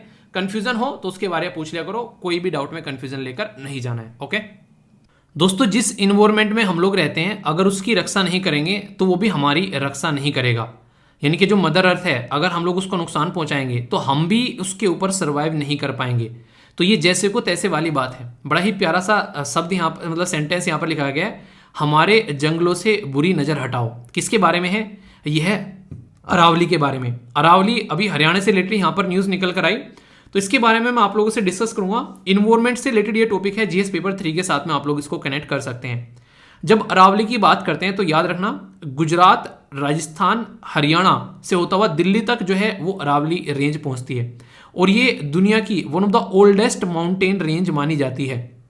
अभी क्यों न्यूज में आ गई है, अभी अप्रैल 2022 में हरियाणा के जो चीफ मिनिस्टर मनोहर लाल खट्टर साहब हैं उनके द्वारा 10,000 एकड़ की अरावली सफारी की बात की गई ताकि जंगलों में जो है लोग घूमने जाएं और मजे में वहां पर लाइफ को एंजॉय करते हैं।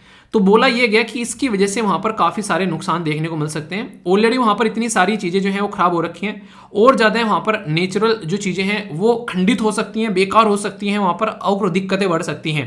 तो ये इको सेंसिटिव जो जोन है कहीं ना कहीं आप लोग बोल सकते हैं वो और ज्यादा वहां पर बर्बाद होता हुआ नजर आएगा। इसलिए जो इन्वायरमेंटलिस्ट हैं यानी कि एक तरीके से जो यहाँ पर पर्यावरण के बारे में अच्छी बातें करते हैं, उसको प्रोटेक्ट करने के बारे में बात करते हैं, या फिर जो भी कार्य करता है वो मिलकर यहाँ पर बात कर रहे हैं कि इसको रोका जाए, यानी कि ये कंटिन्यू यहाँ पर नहीं होना चाहिए। इसके चलते बहुत सारी दिक्कतें यहाँ पर देखने को मिल सकती हैं। तो ये बातें इनके द्वारा यहाँ पर की जा रही हैं।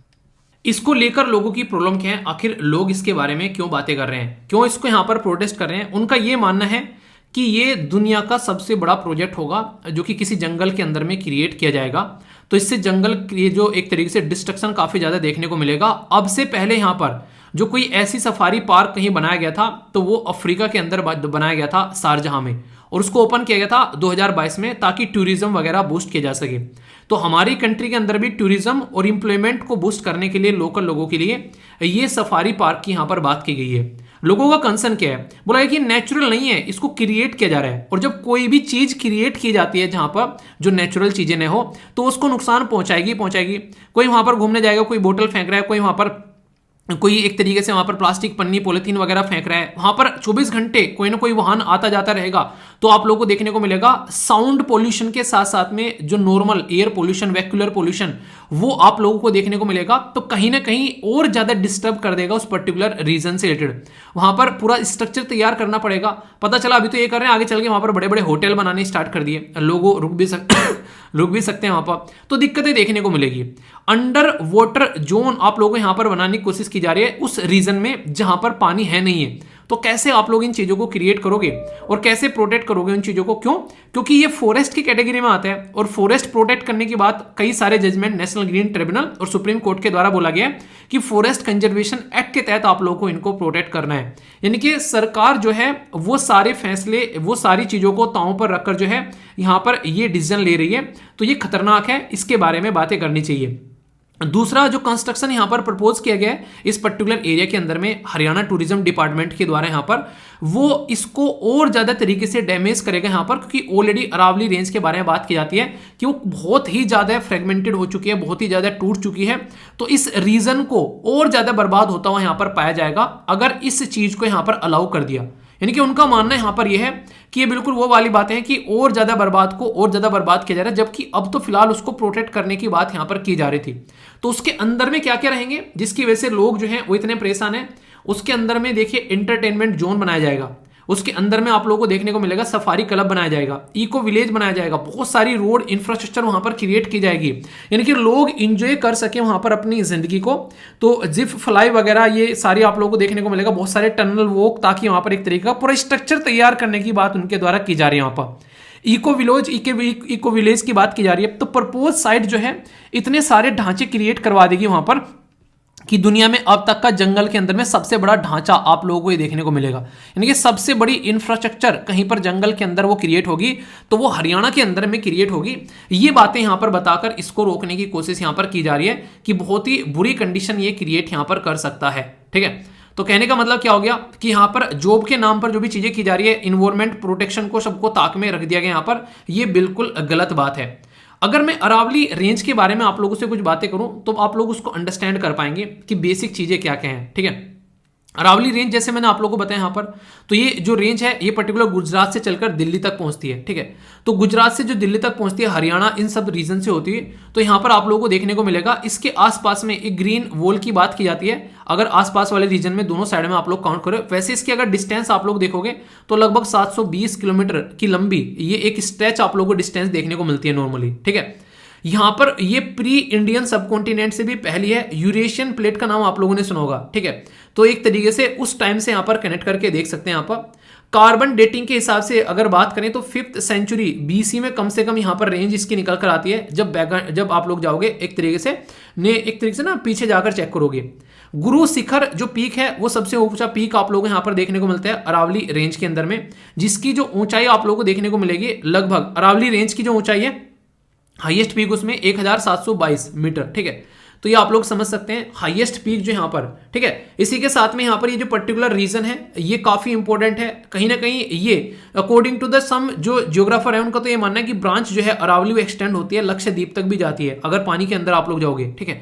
तो आप लोगों को इधर तक ये आती हुई नजर आएगी। ठीक है, इसी के साथ में यहां पर अगर बात करेंगे तो ये एक तरीके से पूरा स्ट्रक्चर यहां पर बताया गया कि एक प्रॉपर सिस्टमेटिक वे में इसके अंदर रिवर जैसे बानस हो गया, लूनी हो गया, सखी हो गया, साबरमती हो गया, ये रिवर आप लोगों को देखने को मिलती है।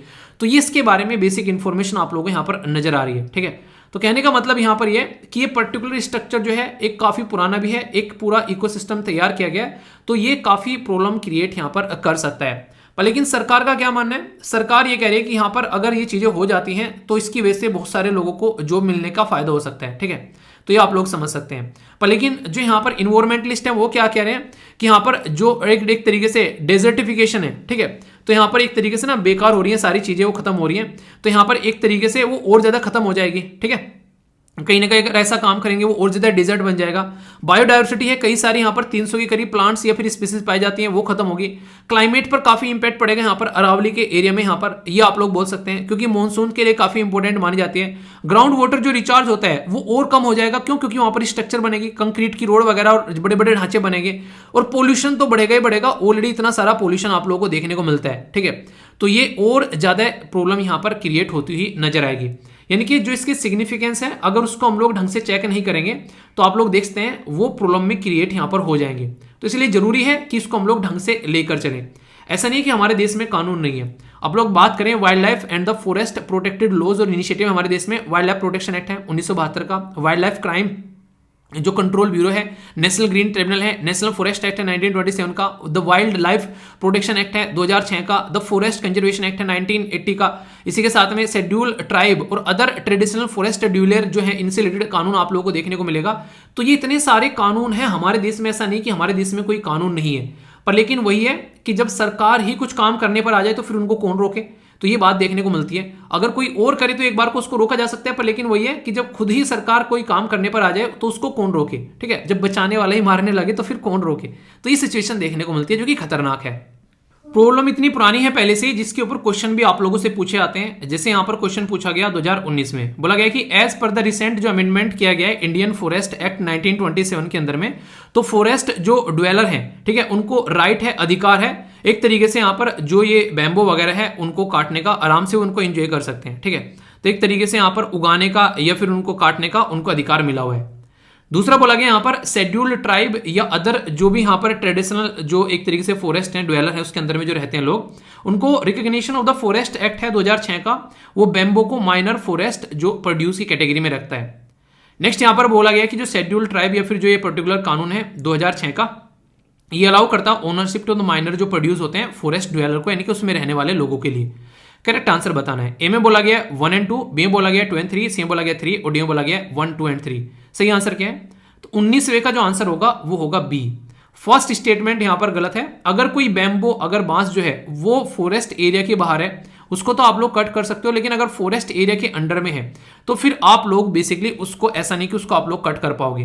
तो ये मुद्दा आप लोगों को यहां पर देखने को मिलेगा। यानी कि इंडियन फॉरेस्ट अमेंडमेंट बिल 2018 जो है वो परमिट करता है कि बैम्बो आप लोग ग्रोन कर सकते हो नॉन फॉरेस्ट एरिया में, उसको लेकर अपने हिसाब से कर सकते हो, पर लेकिन अगर कोई फॉरेस्ट लैंड में है तो फिर आप लोगों को रिस्ट्रिक्शन लगाई जाएगी। तो ये आप लोग यहां पर याद रखिएगा। आंसर क्या हो गया? आंसर यहां पर इसका बी हो गया। अरावली जो रेंज है यहां पर, उसके बारे में है कि अरावली रेंज जो है वो 4 स्टेट में से होती जाती है। अरावली रेंज जो है वो डेट बैक मिलियंस ईयर आप लोगों को देखने को मिलेगी और कोलाइड यहाँ पर मेनलैंड यूरेशियन प्लेट के साथ में। अरावली जो है यहाँ पर वो नॉर्थ वेस्ट इंडिया के अंदर में आप लोगों को देखने को मिलेगी। ओल्डेस्ट फोल्ड माउंटेन है। गुरु शिखर इसका हाईएस्ट पीक आप लोगों को देखने को मिलेगा। तो इसके हिसाब से आप लोगों को बताना है कि करेक्ट आंसर कौन सा है, only 1, only 3, all of the above या फिर नन। तो सही आंसर क्या है? ये वैसे क्वेश्चन मैंने रिसेंटली अभी आप लोगों से डिस्कस भी किया था। आंसर क्या होगा? आंसर होगा यहाँ पर बी। रीजन क्या था? रीजन यहाँ पर यह था कि क्योंकि आप लोगों को यहाँ पर बोला गया है, क्या है ये 4 स्टेट बोला गया है, जबकि यहाँ पर दिल्ली जो है वो स्टेट नहीं है। ठीक है, तो समझ सकते हैं आप लोग। तो कंफ्यूजन आप लोगों के माइंड में यहाँ पर इसको लेकर नहीं होना चाहिए। तो बेसिक चीजें हैं। क्वेश्चन इस टॉपिक से पूछे जाते हैं क्या, आप लोग खुद देख सकते हैं कि what are the consequence of illegal mining. ठीक है, तो डिस्कस द जो ministry of environment and the forest concept जो go and no go zone for the coal mining के सेक्टर में जब ये बात की गई थी कि इसको कंट्रोल करना है, 2013 में क्वेश्चन पूछा गया। 2020 में फिर से क्वेश्चन पूछा गया, एग्जामाइन करना आप लोगों को status of the forest resources in India. तो यहां पर resulting the impact on the climate change. तो ये एक तरीके से हमारे देश में क्या क्या दिक्कतें हैं उसके बारे में ऑलरेडी बातें यहां पर की जा रही है और यूपीएससी क्वेश्चन तक पूछ रही है यहां पर। ठीक है, तो यहां से ऑलरेडी क्वेश्चन पूछा जा चुका है अरावली के बारे में भी, तो कंफ्यूजन नहीं होना चाहिए। तो एक इन्वायरमेंट से रिलेटेड एक अच्छा टॉपिक आप लोग इसको बोल सकते हैं। डाउट हो तो बताना, उसको दूर किया जाएगा। ओके, आइए बात करते हैं कौन बनेगा छोटू करोड़पति के बारे में। बोला जा रहा है कि which city is the host of global clean energy action forum. ये आप लोगों के सामने पीटर्सबर्ग, बेंगलोर, लंदन या फिर आप लोगों को बताना है बर्लिन। सही आंसर क्या है? देखता हूं कौन आंसर देता है। बात की जा रही है कि which state has announce to set up NITI Aayog like state level institution.